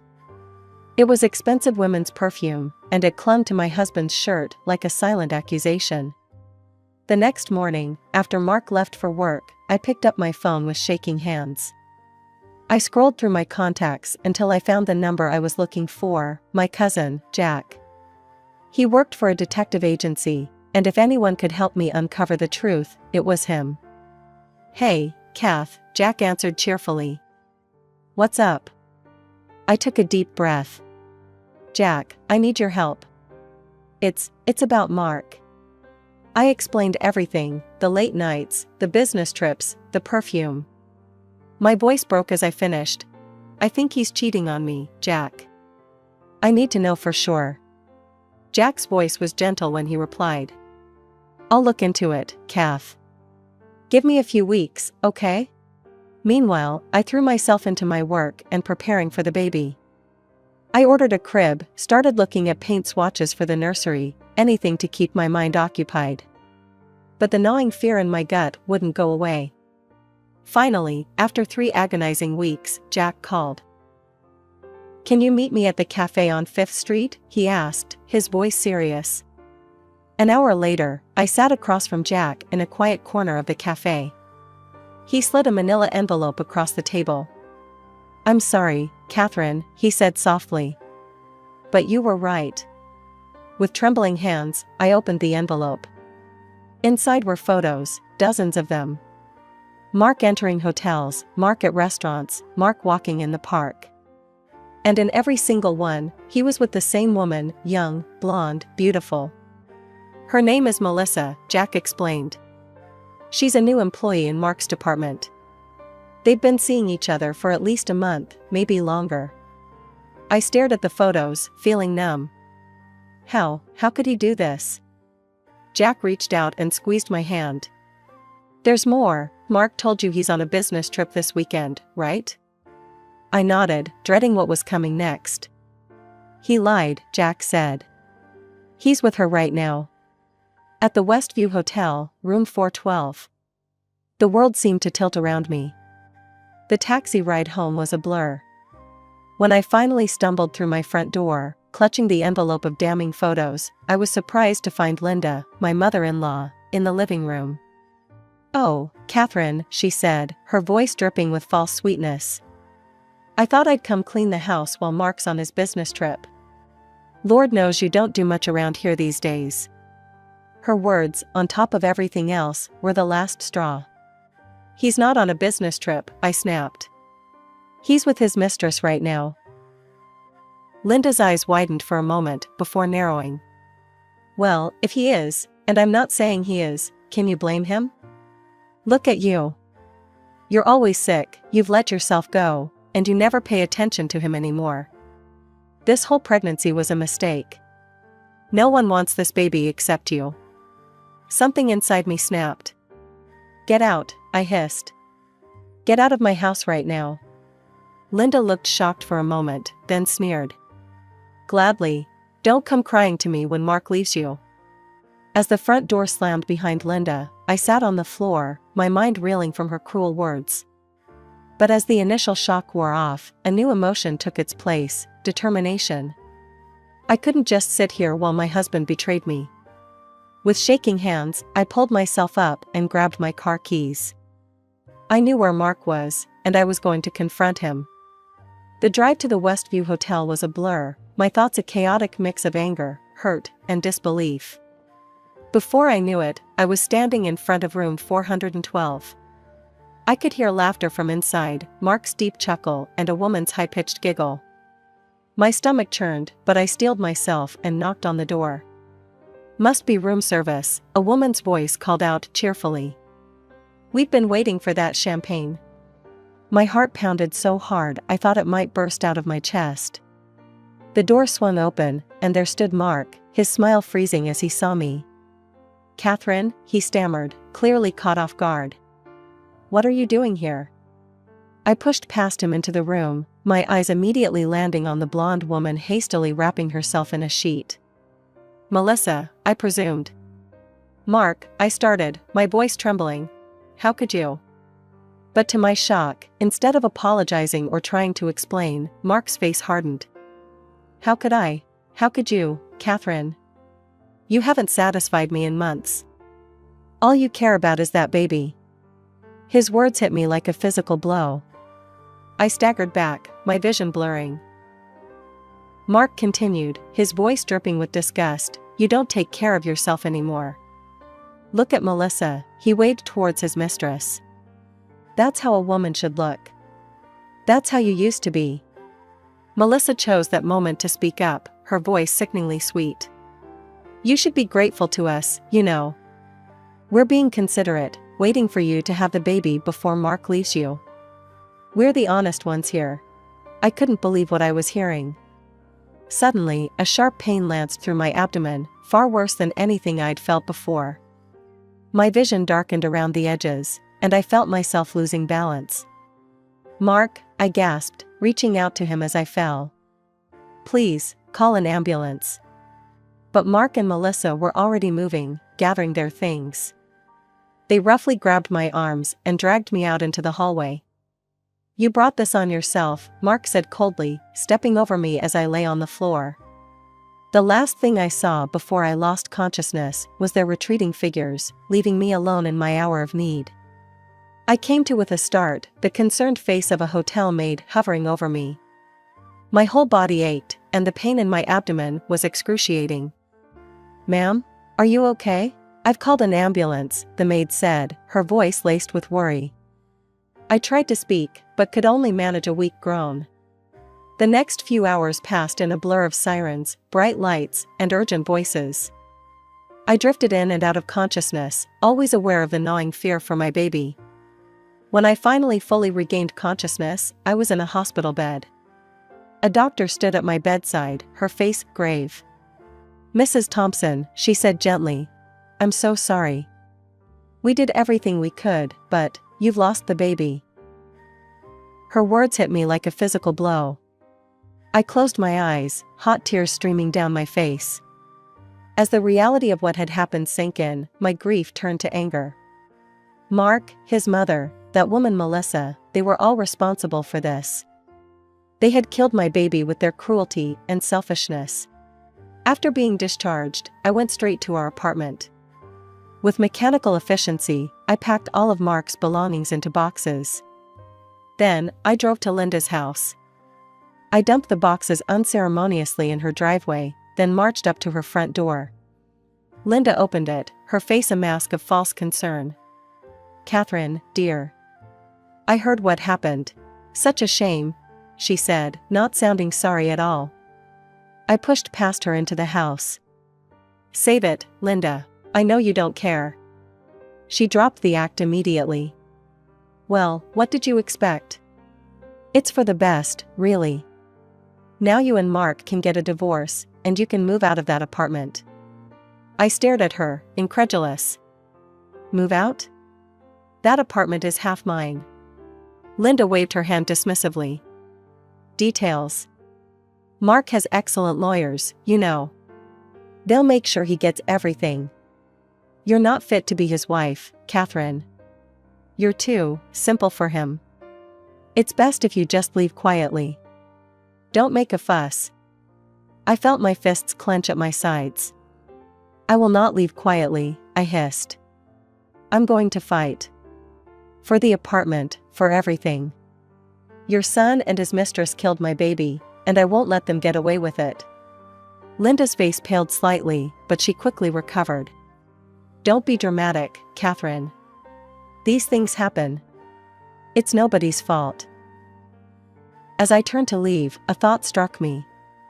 I faced Linda one last time. Tell me something, Linda. How would you feel if you lost your child? If someone's cruelty and selfishness robbed you of your baby? For the first time, Linda looked genuinely shaken. She opened her mouth, then closed it again, at a loss for words. I nodded, a grim satisfaction settling over me. That's what I thought. With a newfound determination, I reached out to my old college friend, Alex, who had become a successful divorce lawyer.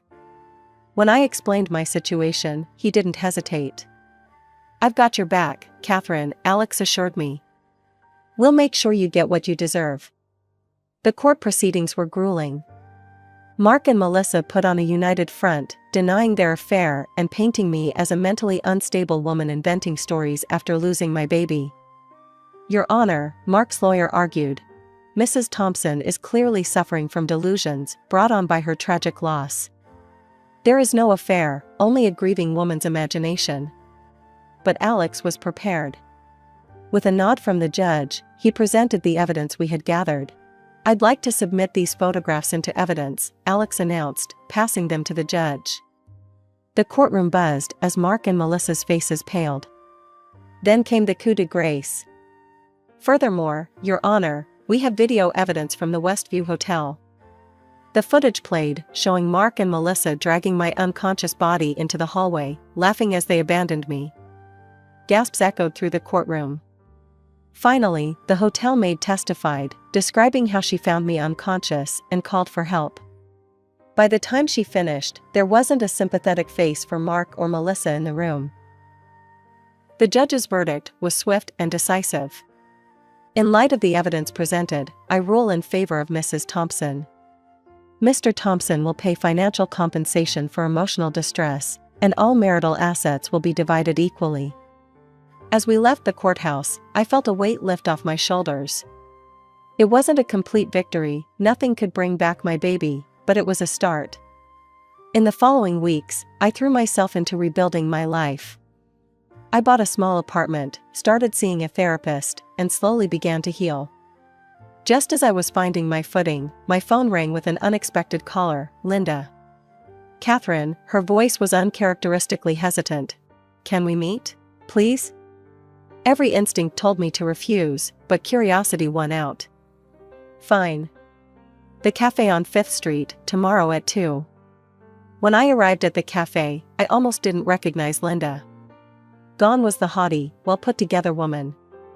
In her place sat someone who looked broken. "Catherine," she began, her voice trembling. "I was wrong. About everything." She went on to explain how Melissa had manipulated Mark, turning him against his own mother. They were planning to sell Linda's house, leaving her with nothing. "I've heard rumors," Linda continued, wiping away tears. "They're planning something at the company. Something illegal. Catherine, I know I have no right to ask, but you're the only one who can stop them." I sat back, stunned. Part of me wanted to walk away, to let them destroy each other. But as Linda mentioned the company, my company, I felt a responsibility I couldn't ignore. With my legal background, diving into the company's documents wasn't as daunting as it might have been for others.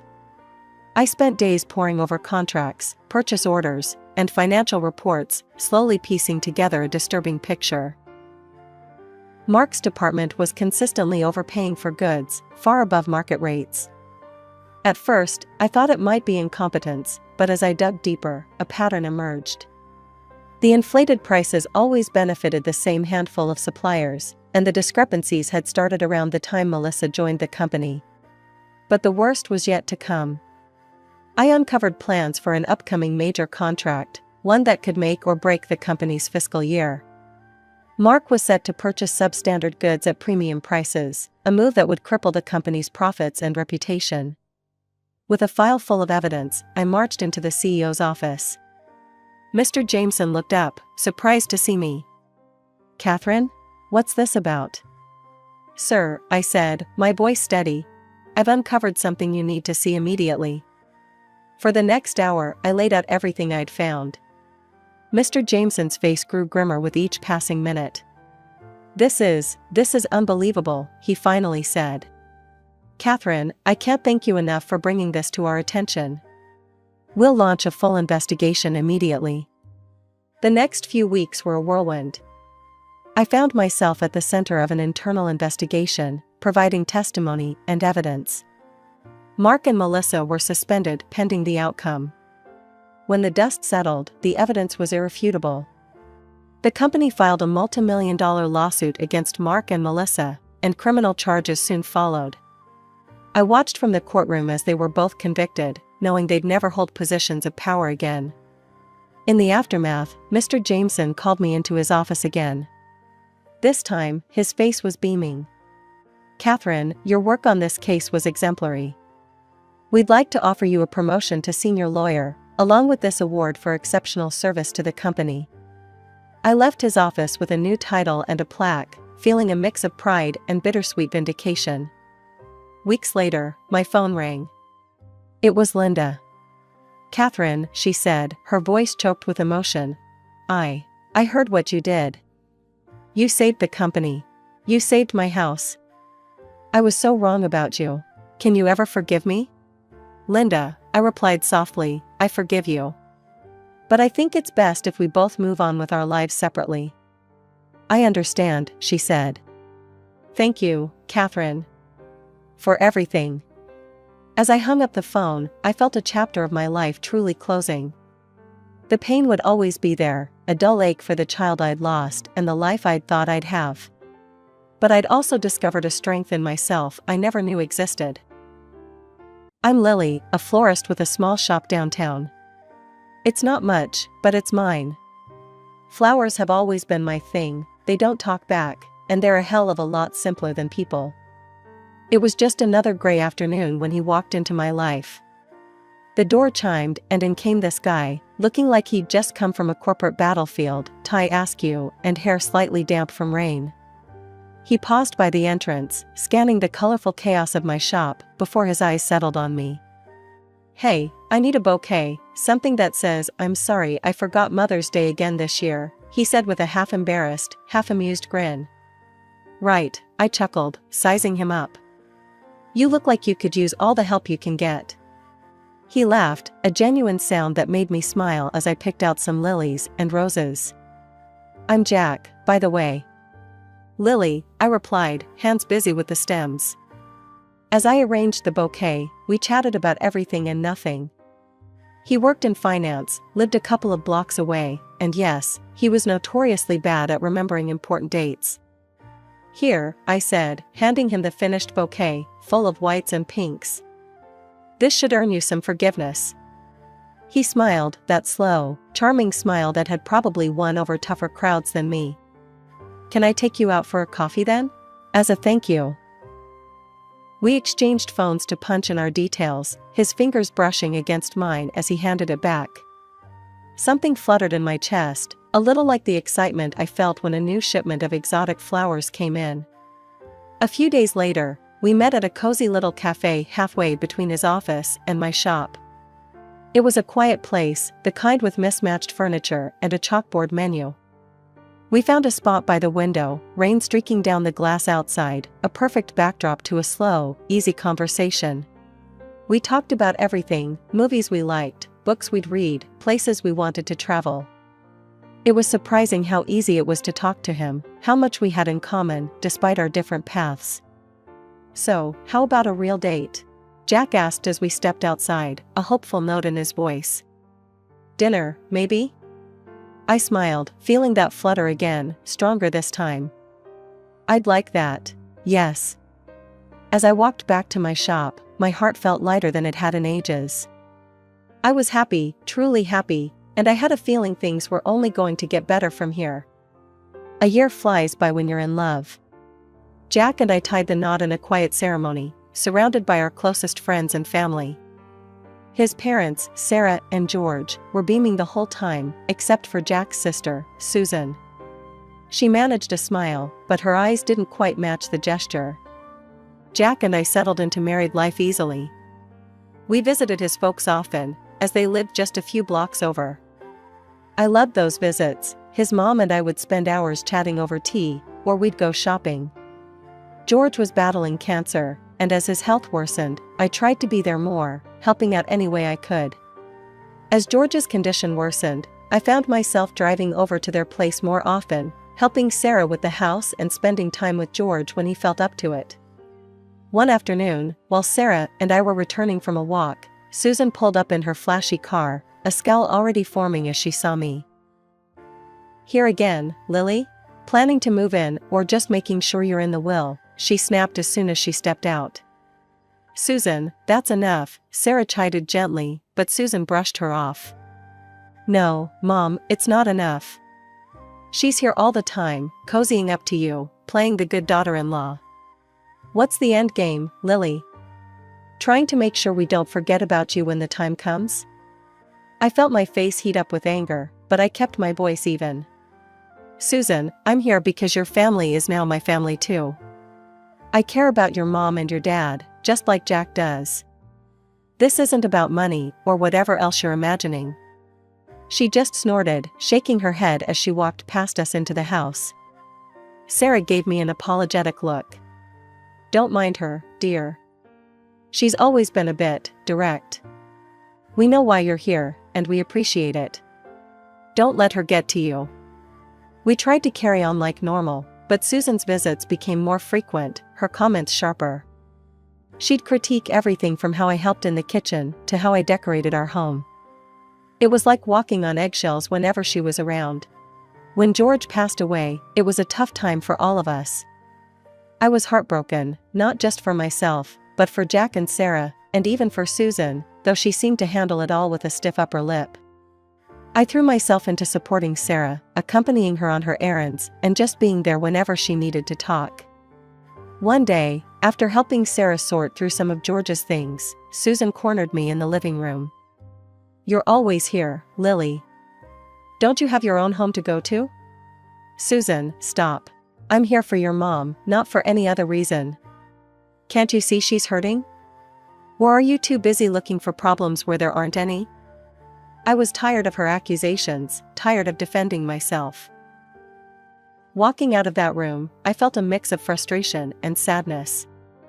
It wasn't easy, dealing with her constant hostility. But I loved Jack, and I loved his parents. No amount of snide remarks would change that.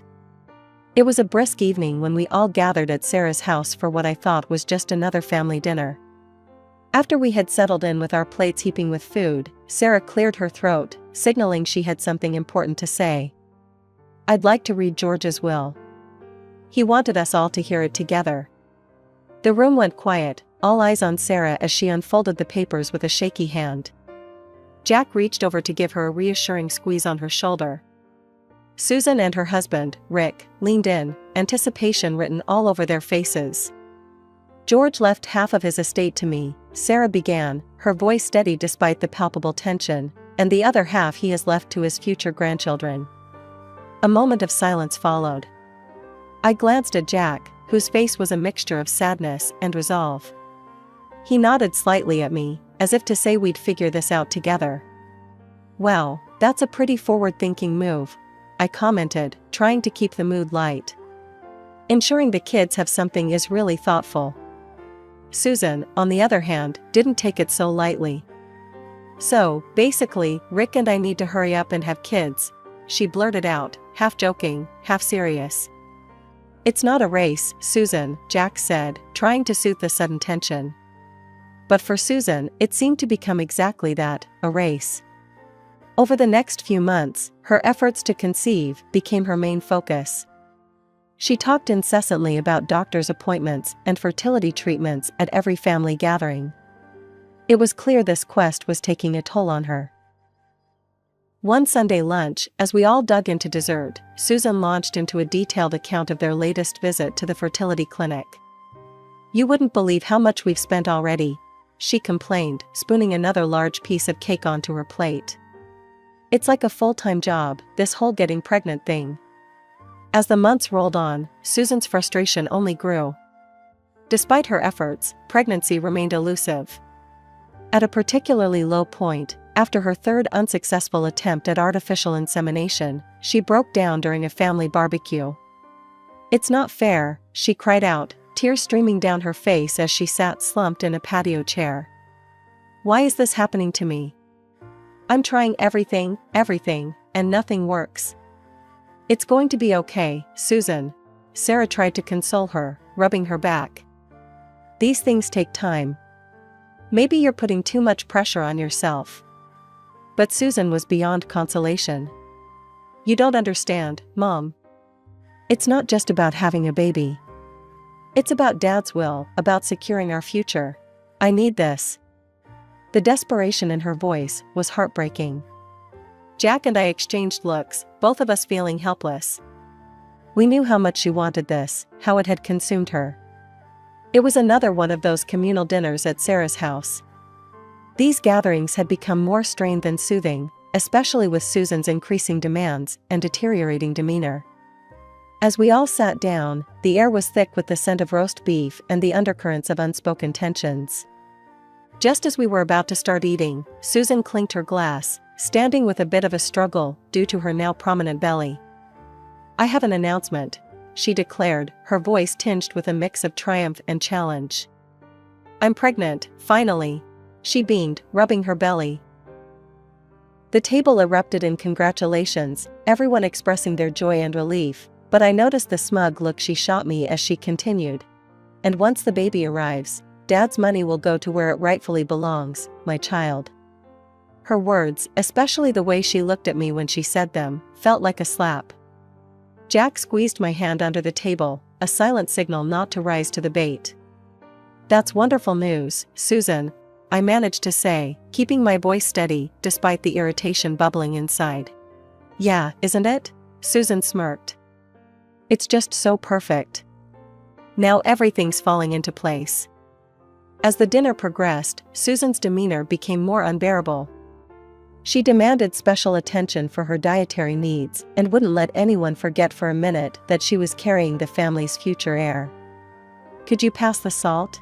Oh wait, no, I shouldn't. Doctor's orders," she'd say, then launch into a detailed account of her latest doctor's visit, fishing for more sympathy. Jack and Sarah were endlessly patient with her, but I could see the strain on their faces. Later, when I helped Sarah clear the dishes while the others sat digesting both the meal and Susan's news, she whispered, "I'm sorry, Lily. I know she can be a bit much." Her attitude only worsened over the months. Her pregnancy seemed to embolden her, giving her new ammunition to use against me. She critiqued everything from the way I dressed. "Don't you think that skirt's a bit tight for a family dinner, Lily?" To how much time I spent at work, "Must be nice, caring more about flowers than family." Each visit left me more drained than the last. I started making excuses to avoid these family gatherings, much to Jack's dismay. "I know she's tough, but she's still my sister. We need to show some unity, especially now," he'd argue. But it was hard. Hard to sit there and be the target of Susan's sharp tongue, hard to watch her turn what should have been a happy time into a series of battles, each one chipping away at the family's foundations. One quiet afternoon, when I thought I had the house to myself, I overheard Susan talking to Rick in the kitchen. "Once this baby is born, things are going to change around here. I'll make sure of it." Her words chilled me. It wasn't just about the inheritance anymore, it was about control, about reshaping the family dynamics to her whims. Life has a funny way of throwing you curveballs when you least expect it. One such curveball came my way on an ordinary Thursday morning. I hadn't been feeling right for a few days, nausea washing over me in waves, a weird aversion to coffee, and on a hunch, I bought a pregnancy test. When the two pink lines appeared, my heart did a little dance. I was pregnant. Barely containing my excitement, I waited for Jack to come home from work. The moment he walked through the door, I blurted out, "Guess what? We're going to have a baby." Jack's eyes widened, his briefcase hitting the floor with a thud as he rushed over to hug me. "Seriously? Oh my God, that's amazing, Lily." We spent the evening in our little bubble of happiness, but soon it was time to confirm things professionally. After a visit to the doctor and the positive results in hand, we decided it was time to share the news with Sarah.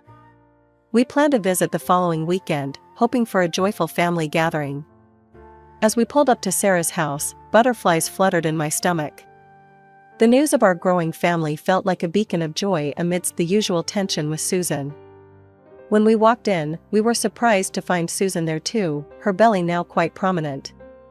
"Mom, we have some great news," Jack started, beaming as he took my hand. Sarah's face lit up with anticipation. "What is it, dear?" I smiled, feeling the warmth of the moment. "I'm pregnant, Sarah. You're going to have another grandchild."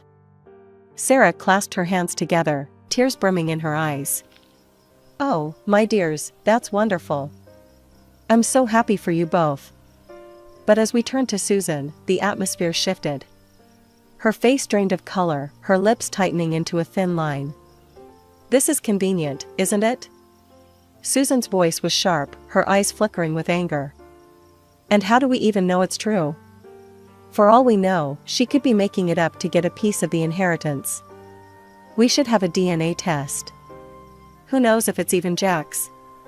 Jack stepped between us, his body tense. Don't you dare accuse Lily of such things. She's your sister-in-law, and she deserves your respect, not your conspiracy theories. Susan scoffed. Respect? She's nothing but a gold digger. Watch, she'll probably give birth to some freak.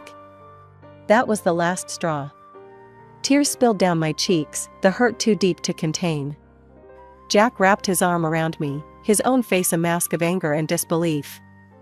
Apologize to her, now, he demanded, but Susan just rolled her eyes. I'm not feeling well. I need to go home, she muttered, avoiding our gazes as she grabbed her purse and stormed out.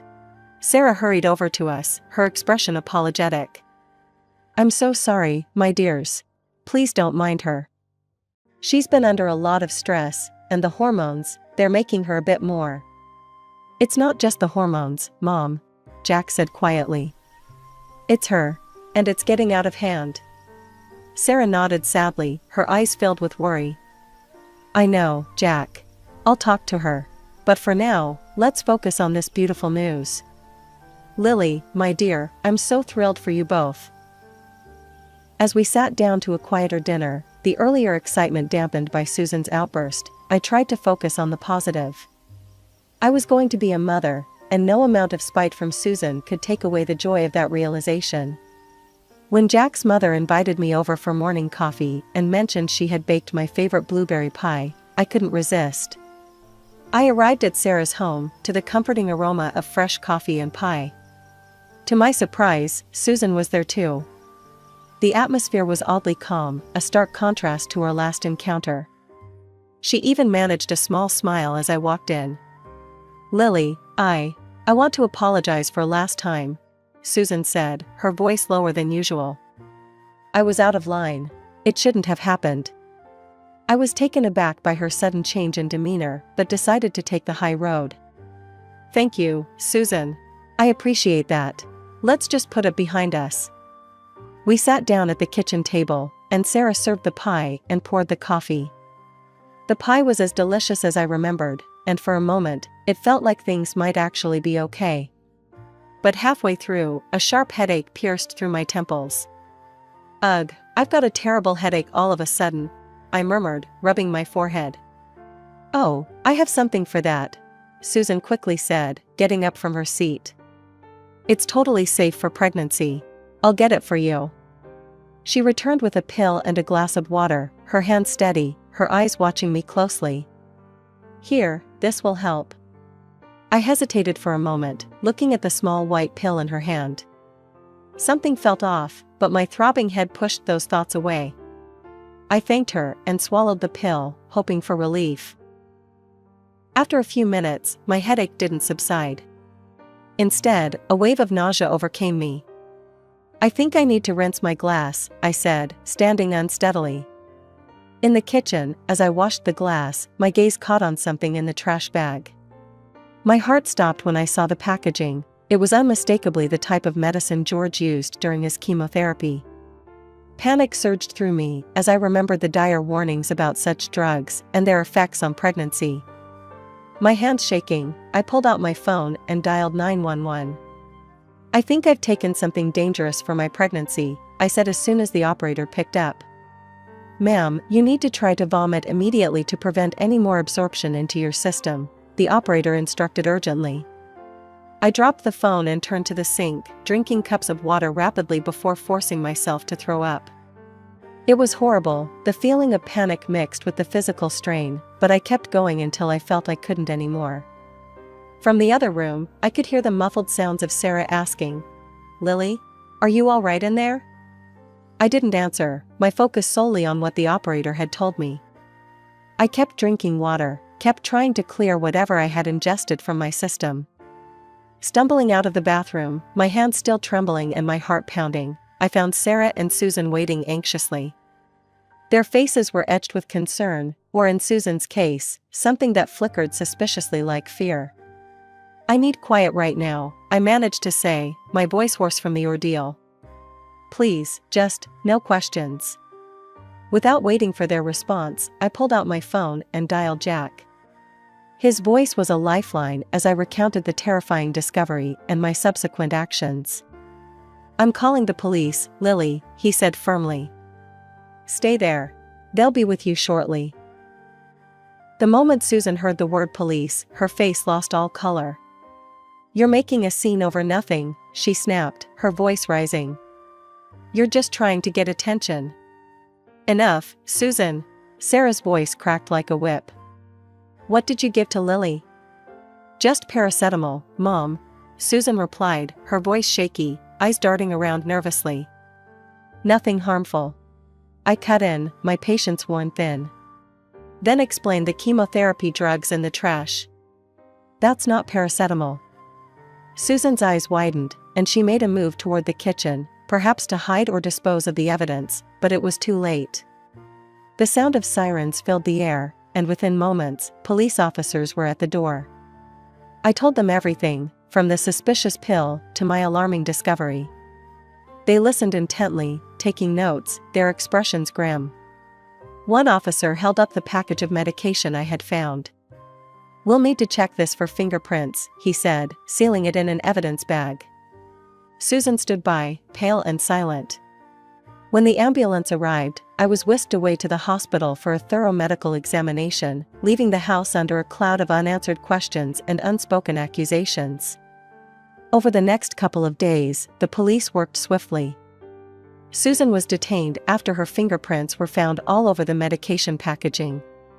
During the interrogation, she initially stuck to her story, claiming, I just touched those meds when I was in Dad's room once. But Sarah dismantled her defense with a few cold facts. Those drugs were always kept in a locked cabinet, she told the police, her voice steady despite the emotional weight of her words. Susan never went in there until that day. Faced with overwhelming evidence, Susan finally broke down and confessed. I just wanted to make sure the inheritance was secure. I didn't think it would go this far. She sobbed, her facade crumbling. The confession was a small solace in the storm of emotions. Betrayal, fear, and relief mingled within me, leaving me exhausted but grateful that the truth had come to light. As the dust settled from the whirlwind of police investigations and hospital visits, more shocking revelations came to light, each one more unbelievable than the last. It turned out that Susan had never been pregnant at all. She had fooled everyone with a prosthetic belly, plotting to eventually adopt a child from another state to pass off as her own.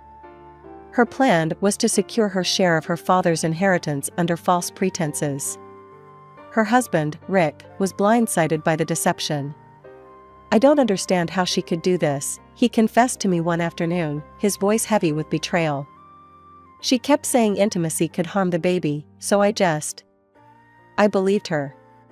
I listened, offering a sympathetic ear, though inside, my emotions were a tangled mess of relief and anger.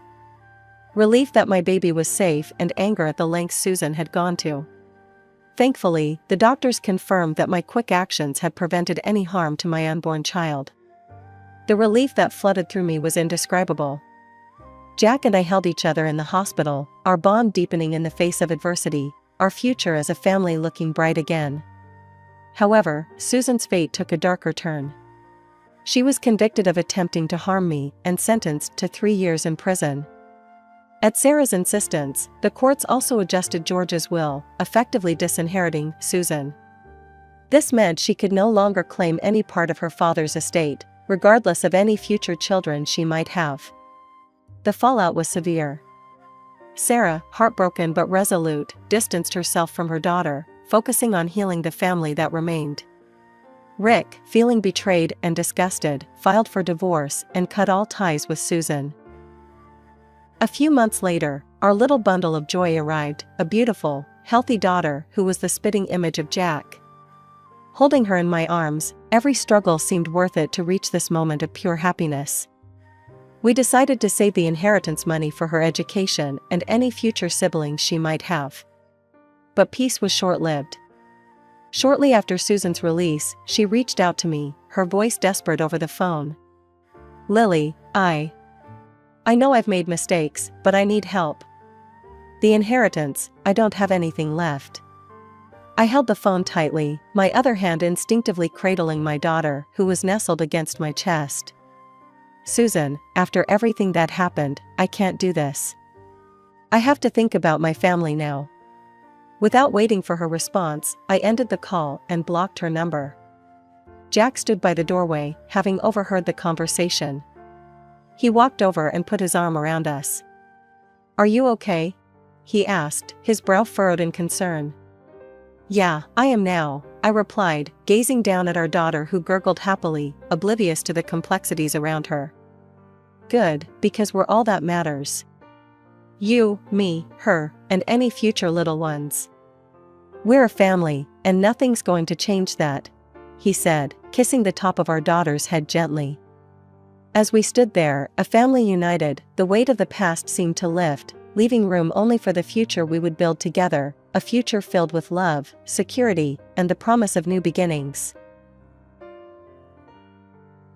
Hi, I'm Ella. Not much to tell, really.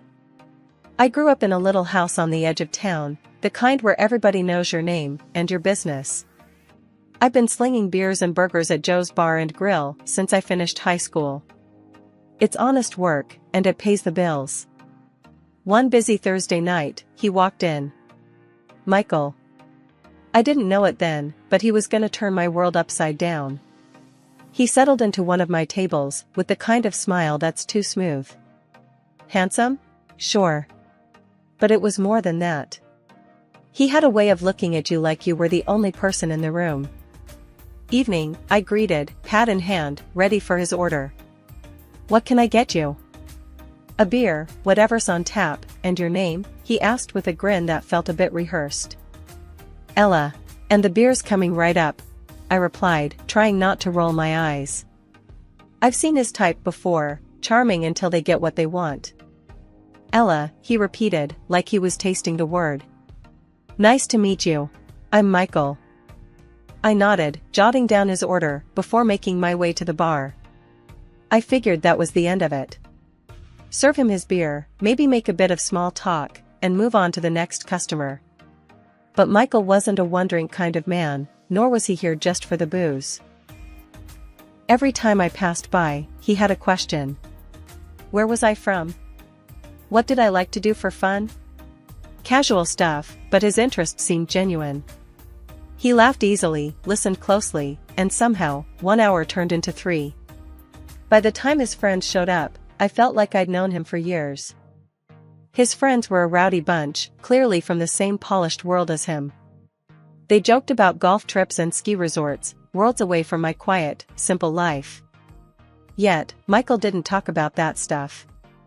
He kept the conversation on common ground, movies, music, the local football team. Michael came back the next day. And the next. Each evening, spending a few hours at my table, talking about nothing and everything. His persistence was something else. He didn't put on airs or try to impress me with his money or who his dad was.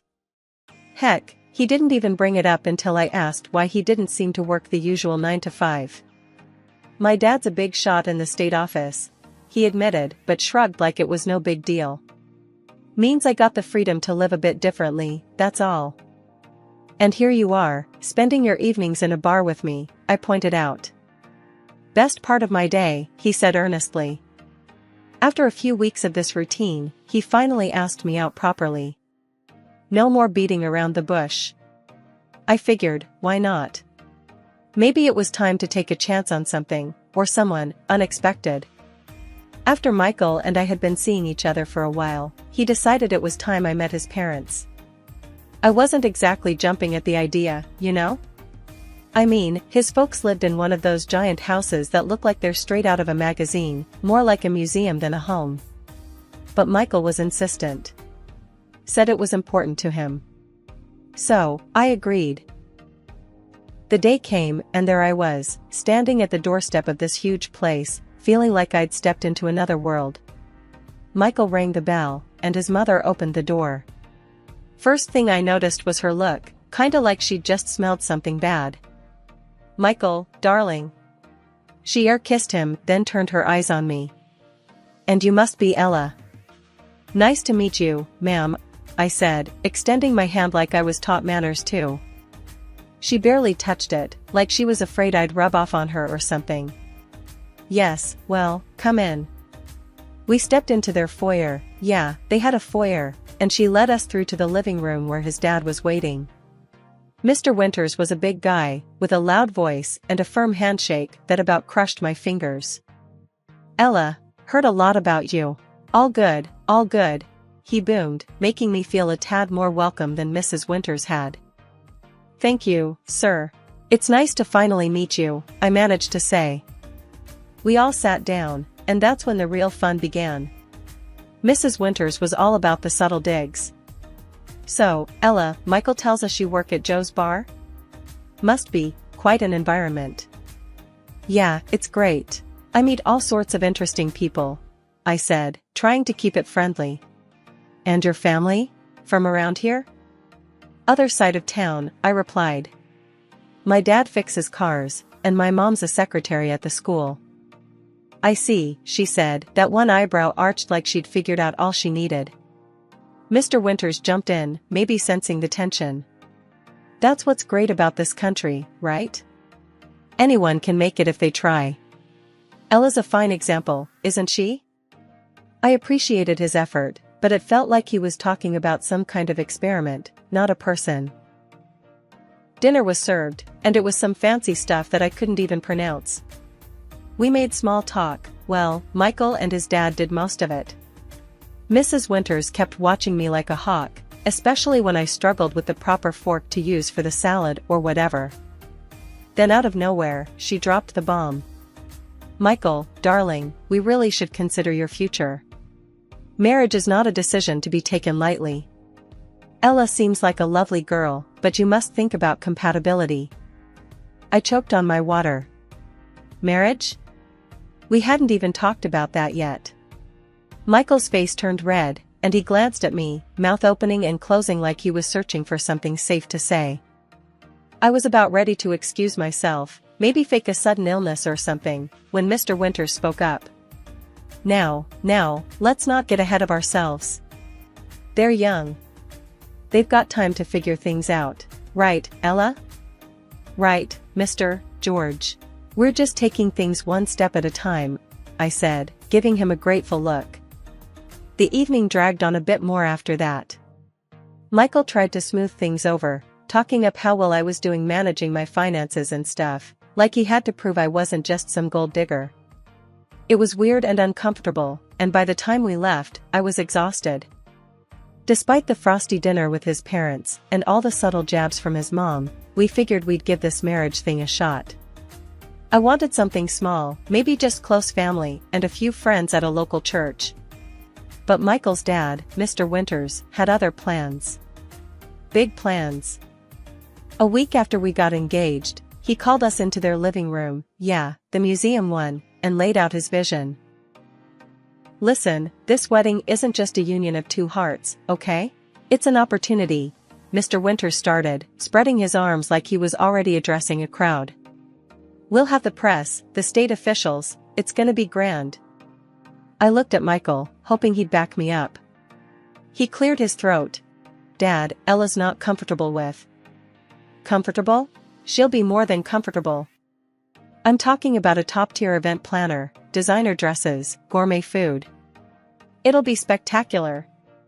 Mr. Winters wasn't just planning a wedding, he was orchestrating a gala. The discussion, or monologue, really went on for hours. By the end, I felt steamrolled into agreeing. It wasn't just our wedding anymore, it was a political campaign event. The big day came faster than a freight train, and it was everything Mr. Winters had promised and more.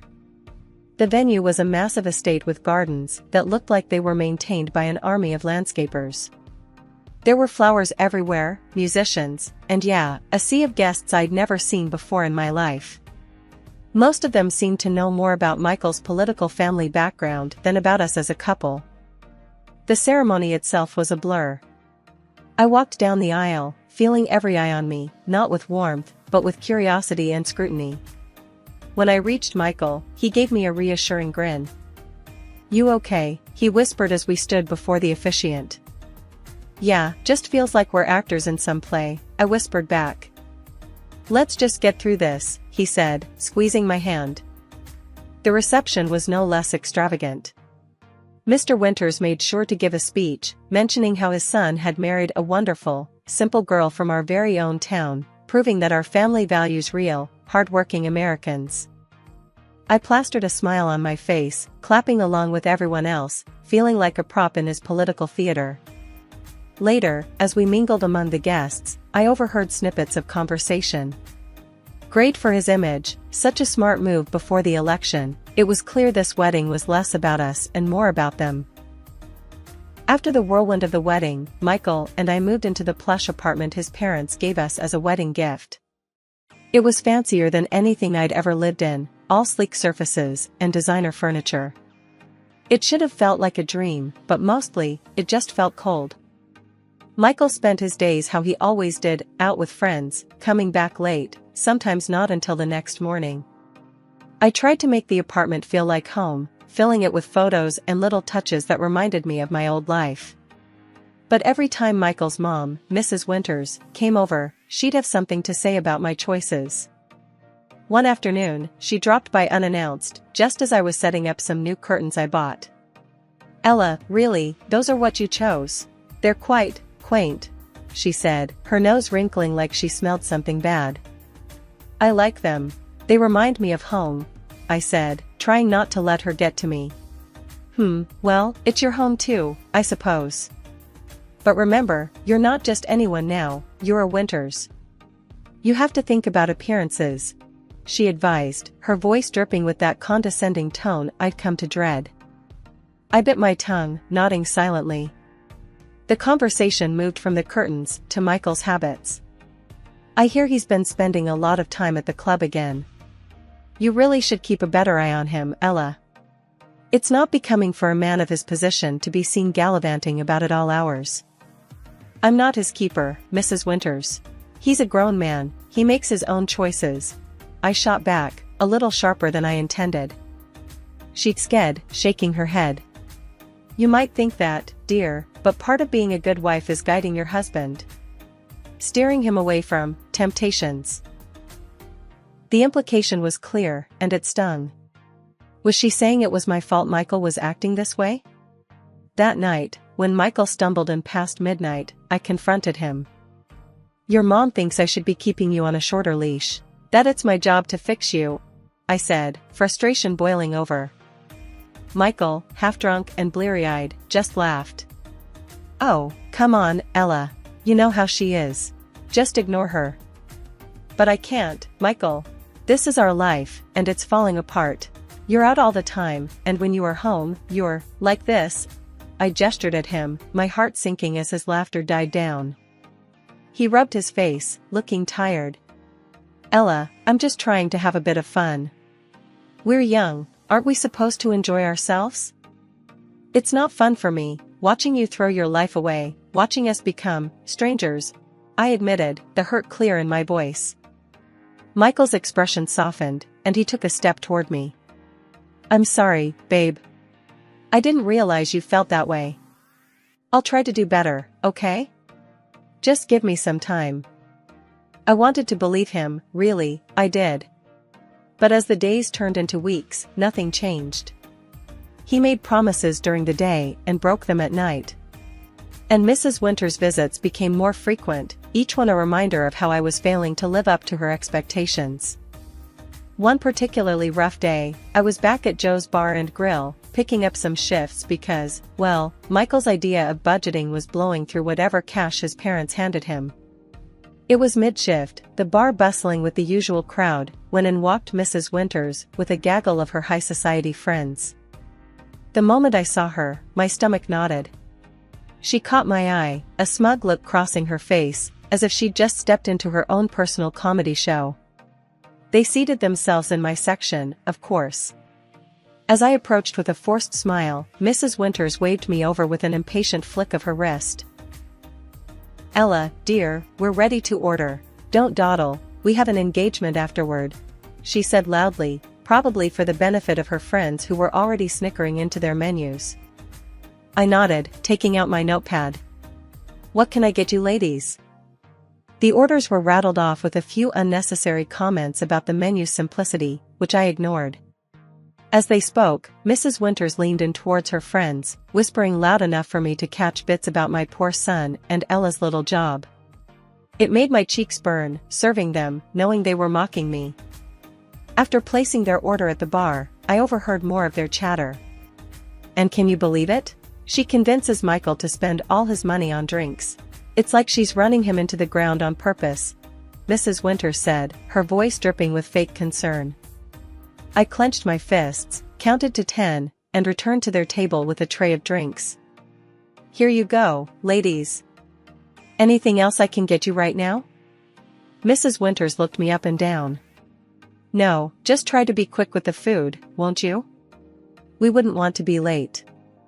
The rest of their stay was a blur of backhanded compliments and rushed requests.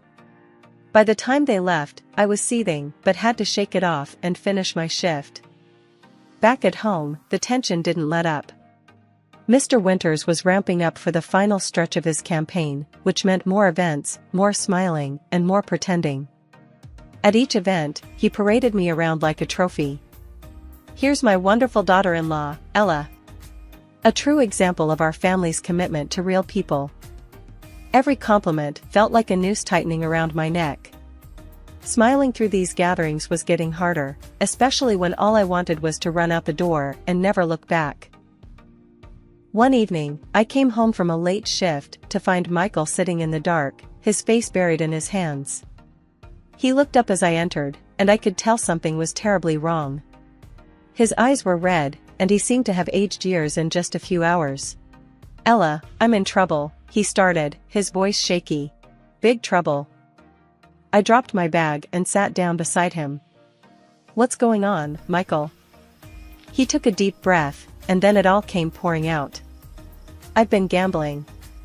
It got out of hand, and now I owe a lot of money. I mean, a lot. To some really bad people. My stomach turned. How much are we talking about? More than we can afford. A lot more. More than $100,000. He wouldn't meet my eyes. I felt a cold fear grip me. Michael, what did you do? He broke down, sobbing. I thought I could win it back, fix it before anyone noticed. But I just dug deeper. They're threatening me now, Ella. They say if I don't pay up soon, he couldn't finish the sentence. Seeing him so vulnerable, so desperate, I felt my anger give way to a protective urge. Okay, let's think. We could tell your parents. No, we can't tell them, he grabbed my hand. Please, Ella, help me. I swear I'll fix this. I'll be better. I'll be the husband you deserve. Just help me get through this. I took out a loan the next day, under my name, because his credit was a mess. Handing over that money to him was the hardest thing I'd ever done. He promised again to change, and for a while, it seemed like he actually might. Michael started coming home earlier, helping around the apartment, even doing dishes and laundry without me having to ask. We spent evenings together like a real couple, talking about our day, planning for a future that suddenly seemed possible. I started to let myself believe that maybe, just maybe, we could turn this around. 6 months later, I came home after another long night at work, the smell of the bar still clinging to my clothes. As I opened the door to our bedroom, the sight before me froze me in place. There was Michael, passed out drunk on our bed, with not one, but two blondes asleep next to him. Bottles and clothes were scattered everywhere. It was like a slap in the face, all the more painful, because I had started to trust him again. Rage and betrayal churned inside me. I grabbed my phone and started recording. I needed evidence, not just for myself, but for any legal battles that might come. I shook him awake, my voice ice cold. Michael, who the hell are these girls? He blinked at me, confused and still half drunk. What? Oh, they're just friends. We were just having some fun. Friends? This is fun? I was almost screaming now, the phone still recording. In our bed? He tried to wave it off, mumbling. Come on, Ella, it's not a big deal. We're just messing around. That was it. I'd had enough. I left the room and called his father, Mr. Winters. When he answered, I was blunt. "Your son has crossed the line, Mr. Winters. I just found him in bed with other women. I've recorded everything, and I'm filing for divorce." No sooner had I finished the call with Mr. Winters, my father-in-law, than he was at our apartment, his face a storm of anger and worry. He burst through the door like a hurricane, zeroing in on Michael, who looked like he hadn't slept at all. "What the hell were you thinking, Michael?" Mr. Winters roared as soon as he laid eyes on his son. The walls might as well have shaken from his fury. "Dad, Michael started, but Mr. Winters cut him off. "No, I don't want to hear your excuses. You've gone too far this time. Your reckless behavior is not only destroying your marriage, it's threatening everything I've worked for." His voice filled the room, and I could tell this was about more than just family. It was about his career, his image, all of it hanging by a thread. Turning his gaze to me, Mr. Winters' tone softened, but the urgency in his voice remained. "Ella, I'm deeply sorry for all this.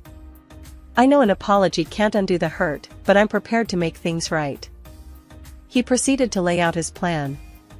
"I'm going to sell this apartment and give you the money from the sale as compensation. It's the least I can do. In return, I need you to keep this quiet, especially from the press." I nodded, still in shock, barely processing the speed at which things were moving. "Okay, I understand. And the divorce? Keep that quiet too. Especially from my wife, you know how she is with gossip," he added, almost pleadingly. "I won't say a word," I assured him, feeling the weight of the situation. It wasn't just about me and Michael anymore, it was about keeping up appearances, at least for now. "Good. And Michael," he turned back to his son, who had been silently listening. "You're going to take a trip. A long one. Consider it a business trip. Clear your head and stay out of the public eye." Michael looked defeated, nodding slowly without a word. It was clear he had no fight left in him, crushed under the dual weight of his father's authority and his own guilt. The next few weeks were a blur of lawyers, quiet conversations, and discreet moves. The apartment sold quickly, and true to his word, Mr. Winters handed over $600,000 to me. He also settled the loan I had taken out to bail Michael out, clearing all my financial ties to him. With the money, I made a fresh start. I moved to another city, far enough to feel like a clean slate but not so far that I felt lost. I bought a small, cozy apartment in a leafy neighborhood, a place that felt like it could be a true home. And I got myself a new car, nothing fancy, but something that symbolized my new independence. As I settled into my new life, I took one more crucial step. I blocked every number associated with the Winters. It was the final cord cut, the last goodbye to a chapter of my life that I needed to close for good. I settled into my job as an administrator at a cozy downtown restaurant, where the pace was steady but nothing like the frenetic energy of Joe's Bar and Grill. It gave me a sense of stability and routine, something I hadn't really had back then. It was exactly 2 years to the day since I'd left when my past decided to make an unexpected reappearance. My phone rang with a number I didn't recognize. Curiosity got the better of me, and I answered. "Ella, you need to keep better tabs on your husband." The voice was shrill, unmistakable even after all this time. "Mrs. Winters." I pulled the phone slightly away from my ear, taken aback by her tone. "Excuse me? Michael is in trouble, and it's all because you can't seem to do your job as a wife," she accused, her voice frantic. I took a deep breath, the shock fading quickly into annoyance. "Mrs. Winters, what are you talking about? Slow down." She huffed into the phone.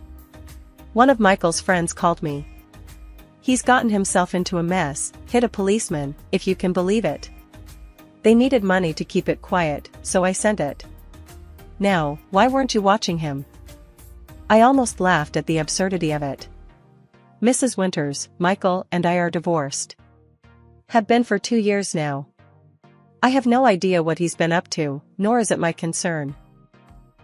There was a pause, and then, "Divorced? Why doesn't anyone tell me anything?" "Maybe because it's none of your business. I said, my patience wearing thin. And as for the money, Mrs. Winters, it sounds like you've been scammed. Michael hitting a policeman and needing money sent in a hurry? Doesn't that sound strange to you? She started to sob, her cries piercing even through the phone. What am I going to do? I took the money from George's savings to pay them off. He will be furious if he finds out about the money. That's something you'll have to sort out with him, I said, my tone firm. I really am sorry you're in this situation, but there's nothing I can do to help you. But Ella. I hope you figure things out, Mrs. Winters. Goodbye. I hung up before she could say anything else, blocking the number immediately after.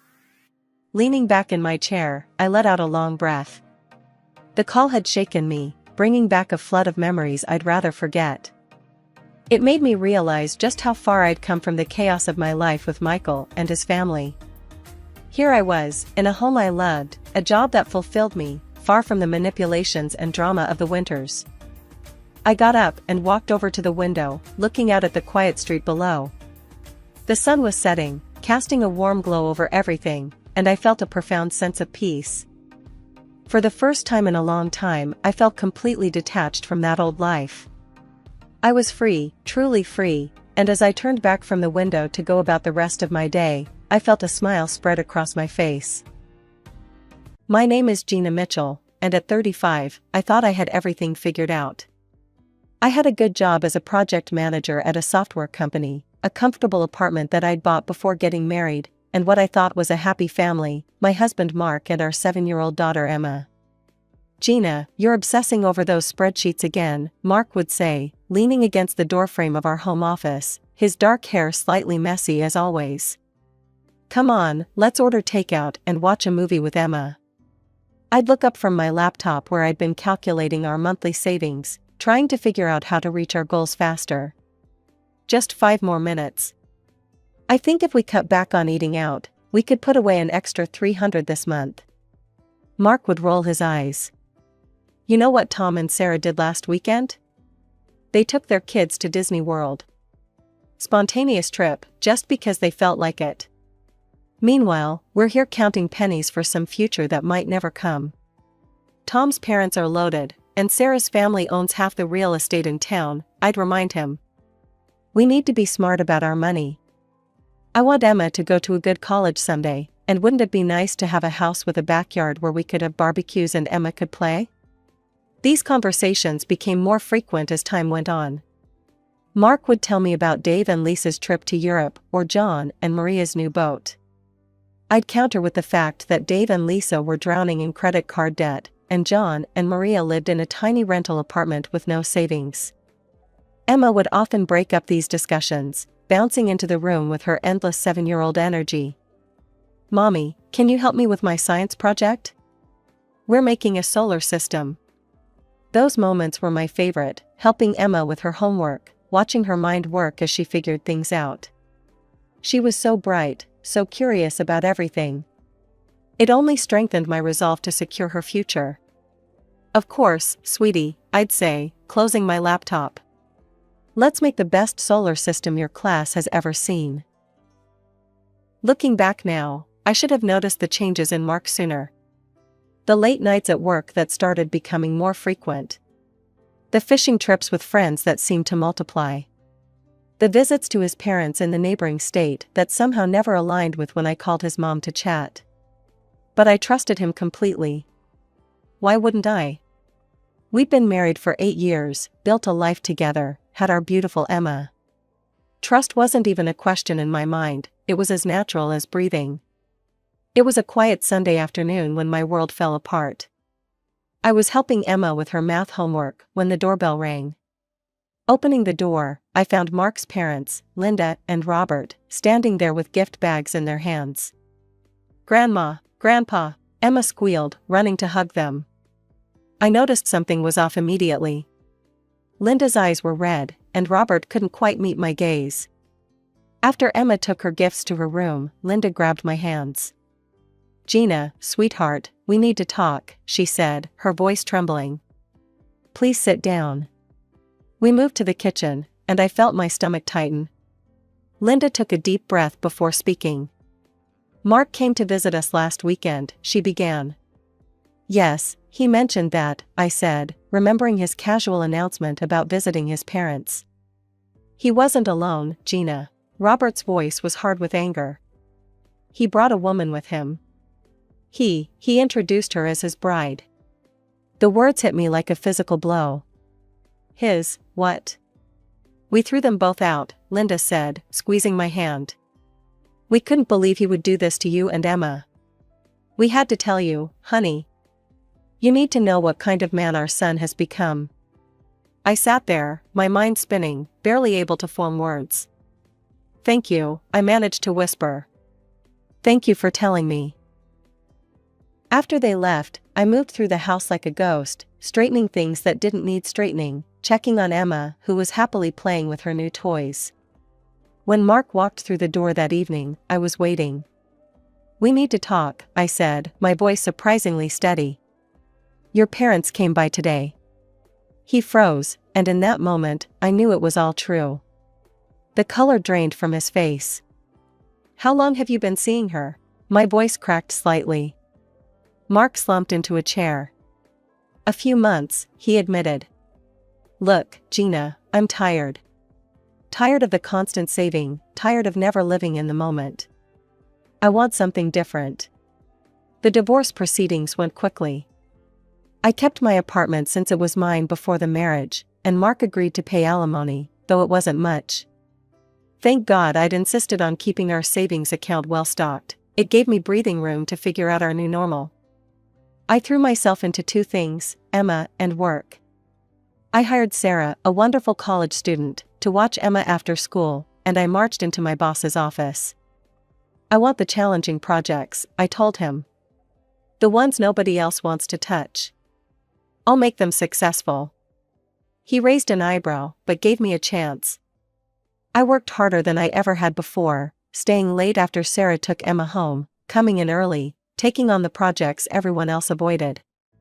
Within months, I had turned around 3 impossible projects.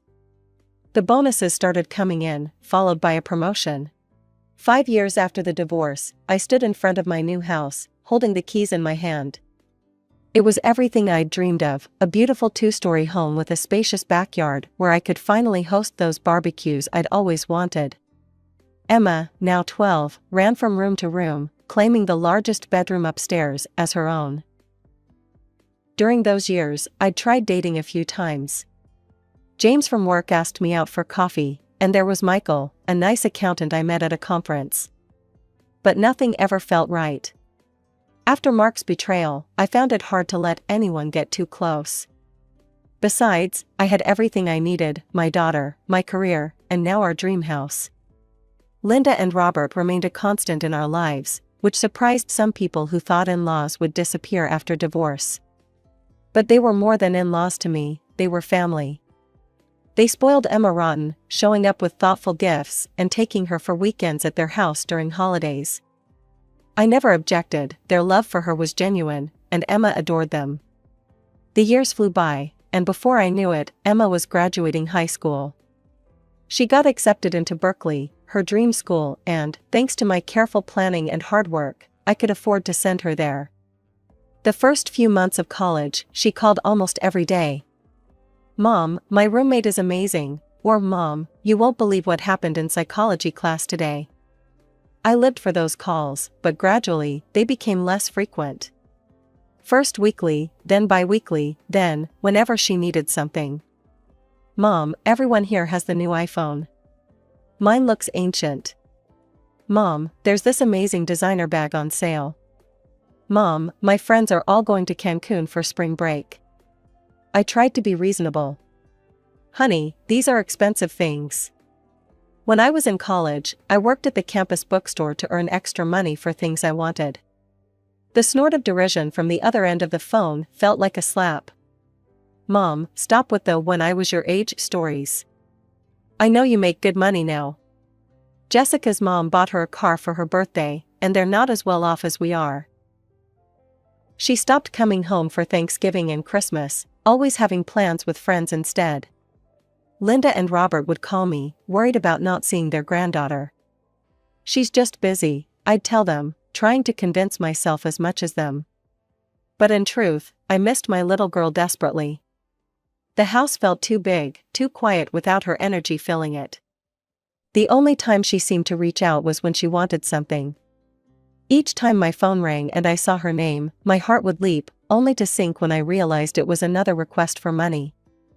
The years passed quickly, and Emma graduated from Berkeley with honors, landing a position at a prestigious marketing firm in San Francisco. Though we still weren't as close as we used to be, I felt proud watching her walk across that stage in her cap and gown. Then came the call that made my heart skip a beat. "Mom?" Emma's voice had that excitement I remembered from her childhood. "I'm coming home this weekend. There's someone I want you to meet." I spent the next 3 days cleaning the house from top to bottom, preparing Emma's favorite foods, and trying to calm my nerves. When the doorbell rang on Saturday evening, I practically ran to answer it. Emma stood there, more beautiful than ever in a designer dress, her hair perfectly styled. Beside her was a tall, handsome man in an expensive suit. "Mom, this is Bradley Thompson," she said, beaming. "My fiancé." "Please, call me Brad," he said, extending his hand with a warm smile. "Emma's told me so much about you, Mrs. Mitchell." We settled in the living room, and I couldn't help but notice how Emma kept positioning her left hand to catch the light. The diamond on her finger was enormous. "Brad's family owns Thompson Industries," Emma announced proudly. "The ring is from Cartier." "It's beautiful," I said sincerely. "I'm so happy for you both." Emma's smile suddenly turned calculating. "Speaking of the engagement, Mom, we need to discuss the party." "Of course," I nodded, reaching for my tea. "We want to have it at the Ritz-Carlton," Emma continued. "With about 200 guests. The total will be around $50,000. I nearly choked on my tea. "50,000? "Yes," Emma said matter-of-factly. "We need you to cover it." I set my cup down carefully. "Honey, that's a very large amount. I don't think." "Are you serious right now?" Emma's voice rose sharply. "After all these years of saving and saving, you can't even spend money on your only daughter's engagement?" "Emma," Brad touched her arm gently. "Maybe we should." "No." She jerked away from him. "Do you know what it was like growing up with her? Always counting pennies, always talking about saving for the future." "Well, this is my future, Mom. This is what you were supposedly saving for." "Emma, please," I tried to keep my voice calm. "I'm happy to contribute, but $50,000 for just the engagement party? You're unbelievable." She jumped to her feet, tears streaming down her face. "You're just a greedy, miserable woman who cares more about her bank account than her own daughter's happiness." "Emma," Brad stood up, clearly mortified. "That's enough." But Emma was already storming toward the door. "I can't believe I thought you'd changed." The door slammed behind her with such force that the pictures rattled on the walls. Brad apologized and followed her out. I sat there long after they left, staring at the half-empty teacups and wondering how my little girl, who once got excited over making a solar system out of styrofoam balls, had turned into someone I barely recognized. My phone rang around 9 that evening. Linda's name flashed on the screen, and something in my gut tightened. "Emma was just here," Linda's voice was strained. "She said you refused to help with the engagement party. She was quite upset." "Did she tell you how much she asked for?" I couldn't keep the edge out of my voice. $50,000, Robert's voice came through. I was on speaker. "And, well, we need to tell you something, Gina. We gave her $25,000. My stomach dropped. "You what?" "We didn't know what to do," Linda's voice cracked. She was crying, saying her own mother didn't love her enough to help with her engagement. We took it from our retirement savings." I felt sick. "Linda, Robert, you shouldn't have." "We know," Robert sounded tired. "But she's our only grandchild, and we thought it would help." After hanging up, I sat in my dark kitchen for hours. The thought of Linda and Robert dipping into their retirement savings made my chest hurt. They weren't wealthy people, they'd worked hard all their lives, just like me. 3 days later, after countless sleepless nights, I transferred $25,000 to Emma's account.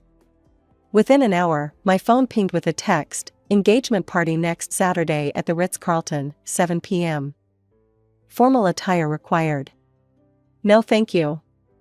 No acknowledgement of the money. Just an invitation. The Ritz-Carlton was transformed into something out of a fairy tale. Crystal chandeliers sparkled overhead, white roses covered every surface, and champagne flowed endlessly. Emma was radiant in a designer gown that probably cost more than my first car. "Isn't it magnificent?" she kept saying to anyone who would listen. "Just wait until you see the wedding, it's going to be 10 times more spectacular." I stood in a corner, feeling out of place despite my carefully chosen dress. Linda and Robert found me there, both looking elegant but uncomfortable. I watched Emma holding court among her friends, all of them draped in designer clothes and dripping with jewelry. She was showing off her ring to a new group of admirers, her laugh carrying across the room. "The wedding will be the event of the season," I overheard her telling her friends. "We're sparing no expense. It's going to be absolutely perfect." My eyes met Robert's across the room. We shared a look of growing anxiety, we both knew what was coming. This lavish engagement party wasn't the end, it was just the beginning. I sipped my champagne slowly, watching my daughter shine in her element, surrounded by wealth and luxury.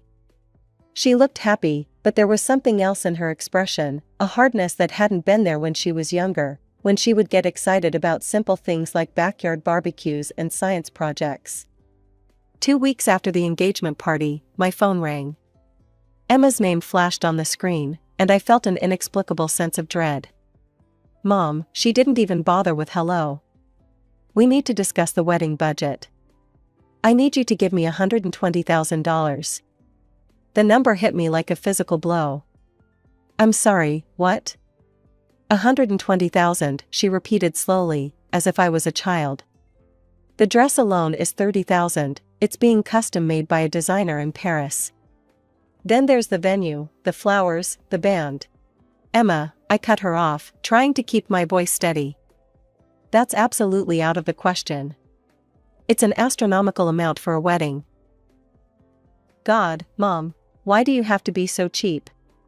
Brad's family expects a certain level of—" "I'm willing to give you $10,000 for the wedding expenses," I interrupted, "and another $5,000 as a wedding gift." "That's already very generous." There was a moment of deadly silence on the line. $120,000 is my final offer," Emma's voice turned cold. "If you don't give it to me, don't bother coming to the wedding." "I mean it." Something snapped inside me. "Are you actually trying to blackmail me? Your own mother?" "Oh, here we go," she laughed bitterly.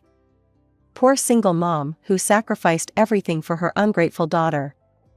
Do you know how tired I am of that story? You've done nothing but save money all these years. What were you saving it for if not for this?" "I saved it for emergencies, for your education, for our future security." My voice was shaking now. "I raised you alone after your father left. I never denied you anything within reason." "Well, this is what I want now," she screamed. "And if you don't give it to me, I'll make sure everyone knows what a greedy, horrible mother you are. How you cared more about your bank account than your only daughter's happiness." "Emma, please. Don't worry though," her voice dripped with venom. "I'll just ask Grandma and Grandpa. Those old fossils have one foot in the grave anyway, what do they need their savings for? Enjoy your precious money. Don't expect a wedding invitation." The line went dead. I sat there in my kitchen, the phone still in my hand, feeling like I was watching the final act of a tragedy I'd somehow helped write. All those years of careful saving, of trying to give Emma everything she needed while teaching her the value of money, where had I gone wrong? The truth hit me like a wave. In trying to make sure she never went without, I'd somehow raised a daughter who thought she deserved everything. In protecting her from hardship, I'd created something I'd never intended, a person who saw people, even her own family, as nothing more than ATMs for her desires. My phone rang early the next morning. Linda was crying before I even said hello. "Gina, she came to us last night," Linda's voice shook. "She wants $120,000 for the wedding. She says you refused to help her." I heard Robert in the background. "It's our entire retirement savings, Gina. Everything we have." "Listen to me very carefully," I said, my voice firm. "Do not give her that money. Please come over tonight, there's something you need to hear." "But she's our granddaughter," Linda whispered. "Maybe we could take out a second mortgage." "Tonight," I insisted. "Please trust me on this." They arrived around 7, looking worn and troubled. I sat them down in my living room, my hands shaking slightly as I pulled out my phone. "I need to show you something," I said. "And it's going to be painful. But you need to hear this before you make any decisions." I pressed play on the recording from yesterday's conversation. Linda and Robert sat perfectly still as Emma's voice filled the room. "Those old fossils have one foot in the grave anyway. What do they need their savings for?" Linda's hand flew to her mouth. Robert's face turned ashen. "There's more," I said softly, letting the recording continue, playing Emma's cold calculations and cruel dismissal of the people who had loved her unconditionally since the day she was born.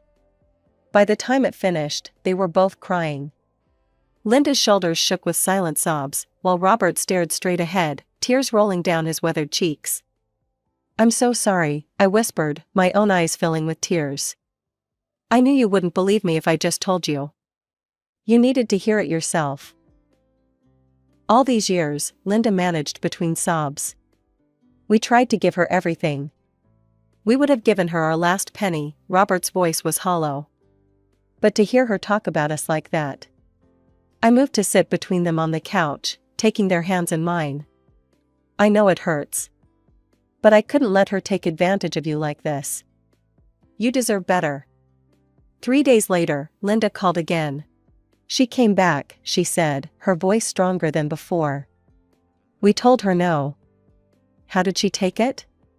"She screamed at us." Robert came on the line. "Called us senile old fools. Said we were dead to her and she'd make sure we never saw her again. She said we're not invited to the wedding anymore," Linda added, her voice catching. "Our own granddaughter." "I'm so sorry," I said, feeling the weight of their pain. "You did the right thing. She needs to learn that she can't treat people this way." After hanging up, I sat in my garden, watching the sunset. The roses I'd planted when we first moved in were blooming, their sweet scent filling the evening air. I'd always imagined Emma's wedding taking place right here, in this backyard. Instead, we were all sitting in different houses, nursing broken hearts and shattered dreams, waiting to see what would happen next.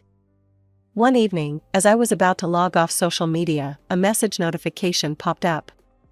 "Catherine Thompson, Brad's mother," it read. My heart skipped a beat as I opened it. "Dear Mrs. Mitchell, I hope you don't mind me reaching out. I needed to discuss something concerning Emma and Bradley's wedding plans. Emma has approached us requesting a substantial contribution, $120,000 to be exact. While we are fortunate enough to be comfortable, we find ourselves troubled by both the amount and the manner of asking. I understand she's approached you with similar demands?" I stared at the screen for a long moment before responding. Emma had played her final card, the wealthy in-laws. "Mrs. Thompson," I wrote back, "I believe you deserve complete honesty." I explained everything, the engagement party drama, the ultimatums, the attempted exploitation of her grandparents' retirement savings.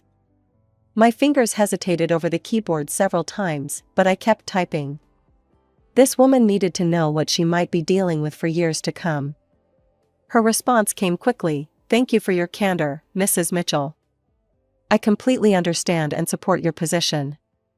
While we love Bradley and want him to be happy, we also believe that a wedding should be about love and family, not about extravagant displays of wealth. We will be declining Emma's request as well."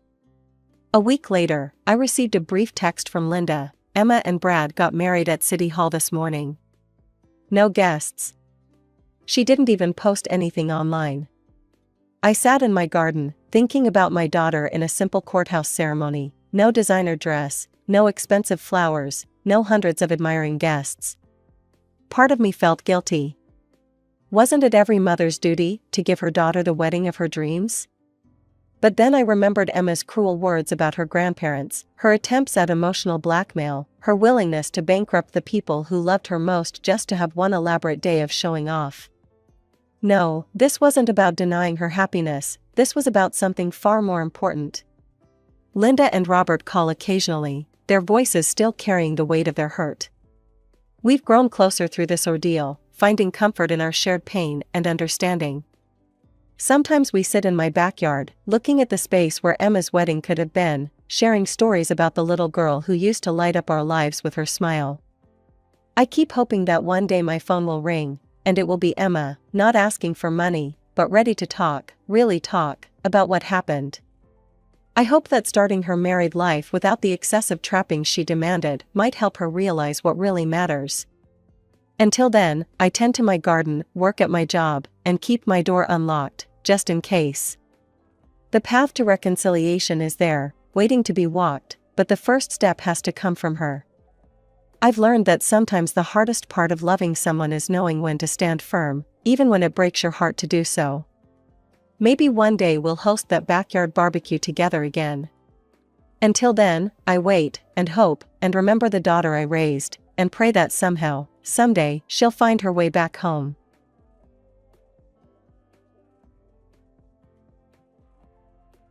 Growing up, it was just me and Dad.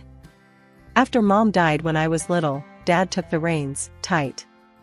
He meant well, but his idea of raising me involved a lot of rules and lectures. I always felt like I was suffocating under his constant watch. So, the day I graduated high school, I was out. I headed straight to college on a full ride, courtesy of my knack for numbers and hard work. College was my breath of fresh air. I was on my own, making my own rules. I studied accounting, worked my tail off, and landed a job at a firm as an assistant while still in school. By the time I graduated, they bumped me up to a full accountant, handling major accounts like I was born for it. 2 years later, life threw me a curveball named Eric. Met him through friends at one of those gatherings I usually avoided but felt like crashing that night. Eric was different, easygoing, and laughed a lot. He didn't come with that heavy vibe some guys did, trying to pin you down and map your whole life out in front of you. We hit it off, talking about everything from old school hip-hop to our mutual disdain for overcooked pasta. It wasn't long before we started dating. He was a breath of fresh air, making me laugh and actually listening to what I had to say. It felt like a partnership, which I hadn't realized I was missing. Eric talked a lot about how he dreamed of making music, and even played the guitar for me. One evening, lounging at his place, Eric casually said, holding the guitar in your hands, "Carly, I think it's time you met my folks. They've been nagging me about meeting the girl who's got my attention." I froze a bit at that. "Meet your parents, huh? That sounds serious." He chuckled. "Nah, it's cool. They're chill. Not like your old man, I promise." We went for dinner at his parents' house the following weekend. I was on edge, expecting the third degree, but it was nothing like that. His mom was sweet, and his dad was this laid-back guy who joked more than he talked. No interrogations, just good food and a lot of laughs. They seemed genuinely nice, not trying to pry or dictate anything. It was so different from the life I knew with Dad. They didn't even flinch when I talked about my job and how I liked living life on my terms. After a few months, things with Eric got serious, and before I knew it, he popped the question. We got married in a small ceremony, just us and a few close friends. I didn't invite Dad. I couldn't deal with his scrutiny, not on that day. It was modest, perfect, and just what we wanted. No fuss, no drama.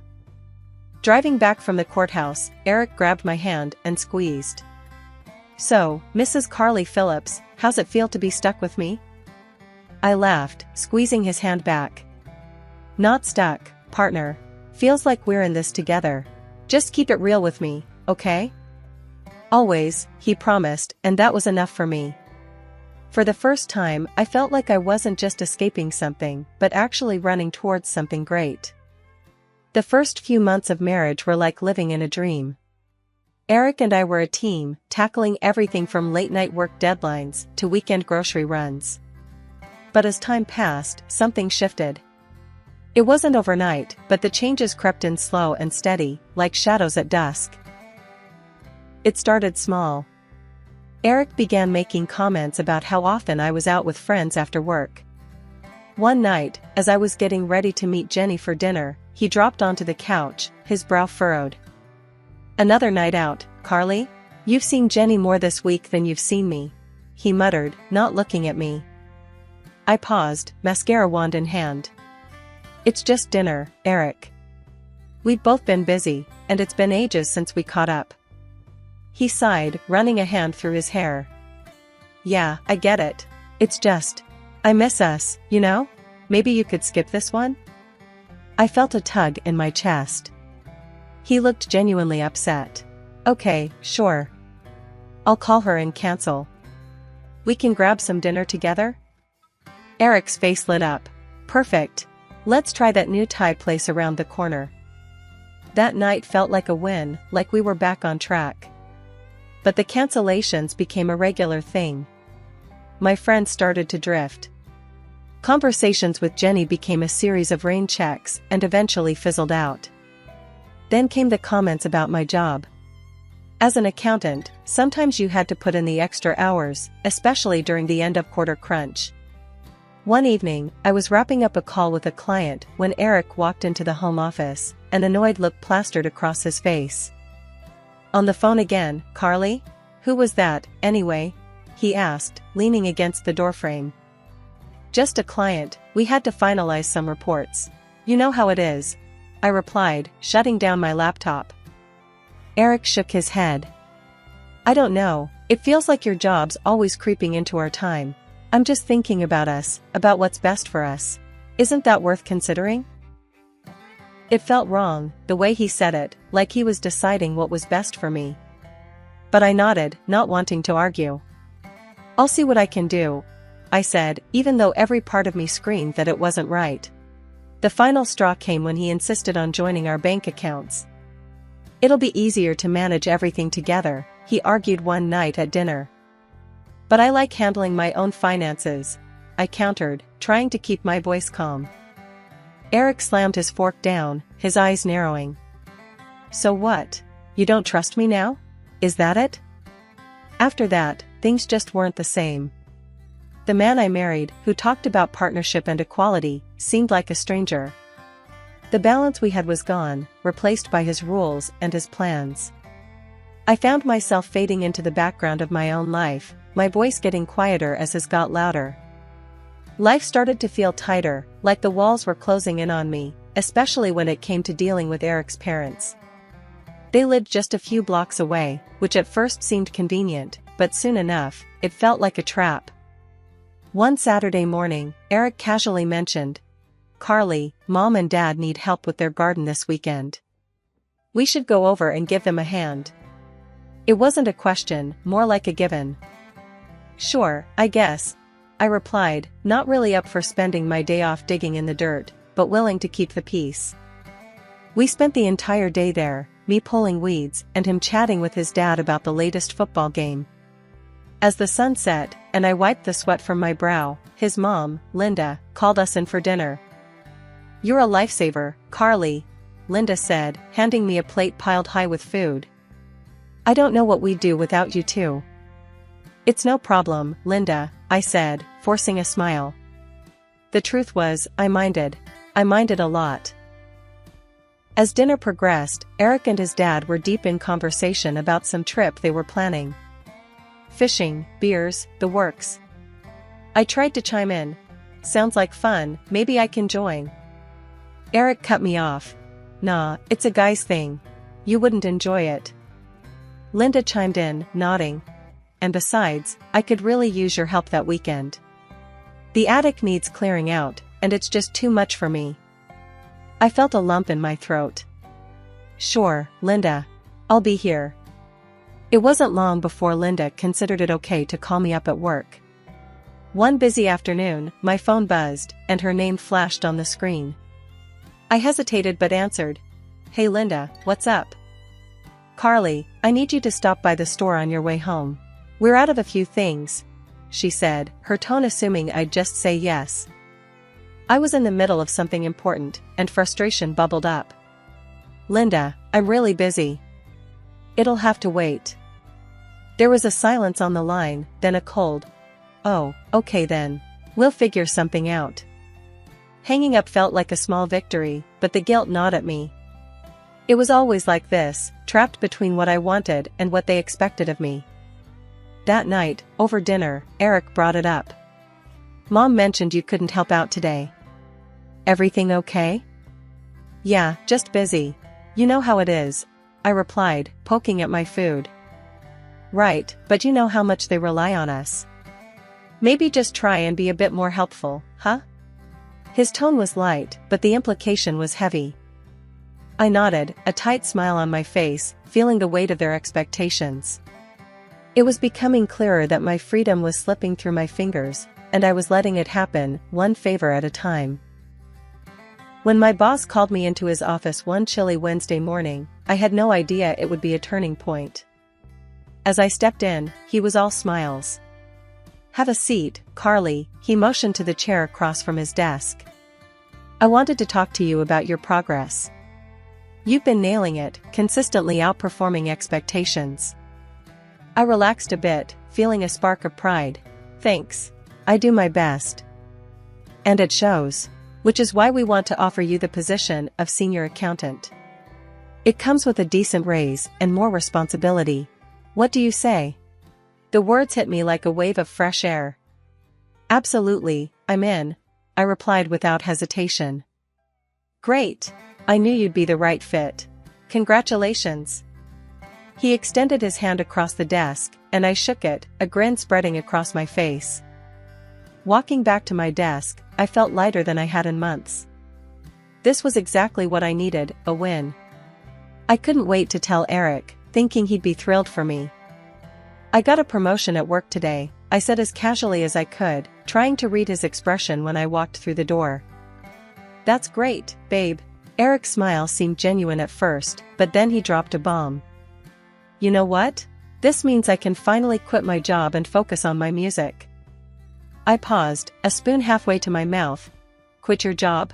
But how will we manage until your music takes off?" He shrugged, almost too casually. "With your raise, we'll be fine. You can cover for both of us, can't you?" His words hit me harder than I expected. It wasn't a discussion, more like a decision he'd already made. I nodded, not knowing what else to say. One evening, coming home late and tired, I found Eric and his parents in the living room, laughing over some old family photos. His mother waved me over, her voice too cheerful. "Dear, now that you're here, could you help clean up the kitchen? We made a bit of a mess baking." I looked at the clock, it was almost 9. "Actually, I'm really tired tonight. Maybe Eric can help?" Eric looked at me, then back to his parents, an awkward silence filling the room. His mother's face tightened. "Oh, I wouldn't dream of making him work now. He's been so busy today. And you know, a wife helps her family." I bit back a sharper reply, nodding slowly. This wasn't the first time, and I knew it wouldn't be the last. I went into the kitchen and started cleaning up, the noise from the living room a stark contrast to my growing frustration. The day started like any other until my phone rang. It was Aunt Lisa, her voice shaking. "Honey, it's about your dad. He's passed away." The words hit me like a ton of bricks. "What? When? How?" The questions spilled out, but I wasn't ready for any answers. "Last night, in his sleep," Aunt Lisa said softly. "You need to come home." I sat frozen on the edge of our bed, the room spinning around me. My father and I hadn't spoken in years, not since I'd left home, vowing never to live under another person's thumb. Now, I'd never get the chance to fix that. I wiped away the tears and found Eric in the living room, his eyes glued to the TV. "Eric, my dad died. I need to go back home for the funeral." I need you to come with me. My voice broke with each word. He barely looked away from his game. Ah, babe, that's tough. But I've got a big recording session lined up. Can't you handle this one? I stared at him, stunned. Handle this one? Eric, my dad died. I thought you'd want to be there, for me. He sighed, pausing his game as if it were a huge inconvenience. Look, I'm really busy right now. Plus, you and your dad weren't even close. You've got this, okay? I was too numb to argue. I packed a bag and drove alone to my childhood home, the silence of the car echoing the emptiness I felt inside. The small house looked just as I remembered, the memories flooding back as I stepped inside. Aunt Lisa met me at the door, her eyes red from crying. We hugged, and she whispered, "He always hoped you'd come back." After the funeral, Aunt Lisa handed me an envelope. "He left this for you," she said. Inside was the deed to the house and a bank statement showing a balance of $200,000. Tears streamed down my face as I read the note attached. "For my daughter, Carly, who deserves the world. I'm sorry for everything. Dad." Sitting in my old room, I pulled out a box of childhood photos. Pictures of me in punk rock tees, with bright red hair, looking defiant. I remembered how much I wanted to escape this life, to be free. And now, here I was, feeling trapped all over again in a different way. I realized then that my youthful rebellion wasn't just against my dad, it was against any life that didn't let me be myself. And somehow, I'd fallen into the same pattern with Eric. Holding Dad's favorite mug, I made myself a cup of tea and sat at the kitchen table. This was it. This was the moment I needed to decide my future. I planned my words carefully for when I returned. Eric needed to understand that things had to change.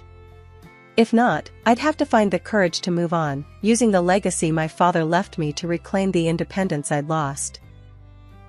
The moment I stepped through the door, the questions started firing from all sides. "So, how much did your old man leave you?" Eric asked, almost before I could set my bag down. His eyes were eager, not the least bit sympathetic about my father's passing. I hesitated, clutching the envelope a little tighter. It's not important right now." But Eric wasn't having any of that. He moved closer, his hand reaching out. "Come on, we're family here. You can tell us." Before I knew it, he had snatched the envelope from my grasp and ripped it open. His eyes scanned the contents quickly, and a grin spread across his face. 200,000. Can you believe it? His parents, who had been hovering in the background, came closer, their expressions lighting up with the news. It wasn't long before they started making plans. "We should finally take that trip to Italy, all of us," his mother suggested, clapping her hands excitedly. "And we need new living room furniture," his dad chimed in, eyeing the old couch as if it had suddenly become more ragged. Eric was already on his phone, browsing for cars. "I'm getting a new car. Been waiting too long for something like this." I stood there, watching as they planned to spend my inheritance, my father's final gift to me, as if I were just a bystander in their lives. It was surreal, watching them argue over details, ignoring me completely. Finally, I couldn't take it anymore. "It's my money." I raised my voice, louder than I had intended, my heart pounding in my chest. "It's not ours. It's mine. And I decide how to spend it." The room went quiet. Eric looked up from his phone, his expression darkening. "Your money? Really? Since when did you start thinking it's all about you? Without us, you'd have nothing." His words stung, but before I could reply, his mother grabbed me by the shoulders, her grip tight. "You're being very selfish, you know that? Maybe you need some time to think about how you treat this family." And with that, she shoved me towards the door. I stumbled, catching myself before I could fall, my mind reeling from the shock. "You need to learn your place," she hissed as she slammed the door behind me. Outside, the cool air hit my face, and for a moment, I just stood there, unable to move, unable to believe what had just happened. Then, a laugh escaped my lips, growing louder and more confident. I wasn't sad or even angry anymore. I felt free, completely and utterly free. As I walked away from the house, the weight of the years seemed to lift off my shoulders. I had money, my father's house, and a whole world to explore on my terms. They could keep their plans and their petty demands. I was done making myself small for others. That night, as I settled into the quiet of my father's house, sipping tea from his old mug, I made a list of all the things I wanted to do, places to see, dreams to pursue. It was going to be my new start, my way. For the first couple of weeks, my new life was blissfully quiet. That was until my phone started exploding with calls. At first, I ignored the constant buzzing. It was Eric, and I knew what he wanted. But eventually, his persistence wore me down, and I answered. Eric barked the moment I picked up. I can't access the accounts anymore. What the hell, Carly, are you trying to starve us? I couldn't help but laugh, the sound bitter. No, Eric. I just decided it's time I managed my own money. You know, since it is mine. His response was a string of expletives before I hung up, ending the conversation on my terms for once. That evening wasn't quiet for long. Eric and his parents showed up at my doorstep, their faces twisted in anger. You think you can just forget about us? He shouted as soon as I opened the door. Actually, yes, I can, I said calmly, a stack of papers in my hand. Here are the divorce papers. You can sign them now. The shock on his face was almost comical. He hesitated for a moment, but then grabbed the pen with a greedy smile. Fine, I'll sign. But remember, I'm entitled to half of everything. That's $100,000 from your inheritance. His mother, who'd been muttering under her breath, piped up. We should have had all of it. But half is better than none. I couldn't hold back a smirk. Actually, you might want to check the law again. Inheritance isn't divided in a divorce here. You get nothing. The color drained from their faces. Eric's voice was a mix of panic and fury. What are you talking about? We've already spent that money. We thought we'd have it by now. His dad, always one to chime in, added, We're on the hook for loans we took out for the vacation. That's not my problem, I said, stepping back from the doorway. You need to leave now, or I'll call the police. Their threats and protests turned to desperate pleas as they realized I wasn't going to back down. But I was done being manipulated, done being used. Later, I brewed some coffee and sat on the porch, the morning air crisp and cool. It was here, in this quiet moment, that I truly felt the weight of my decisions lifting off my shoulders. I was free, finally free to make my own choices without anyone second-guessing or overriding me. As I sipped my coffee, my neighbor, Mrs. Dalton, walked by with her dog. She waved, a friendly smile on her face. Good morning, Carly. Saw you moving back in. Everything all right?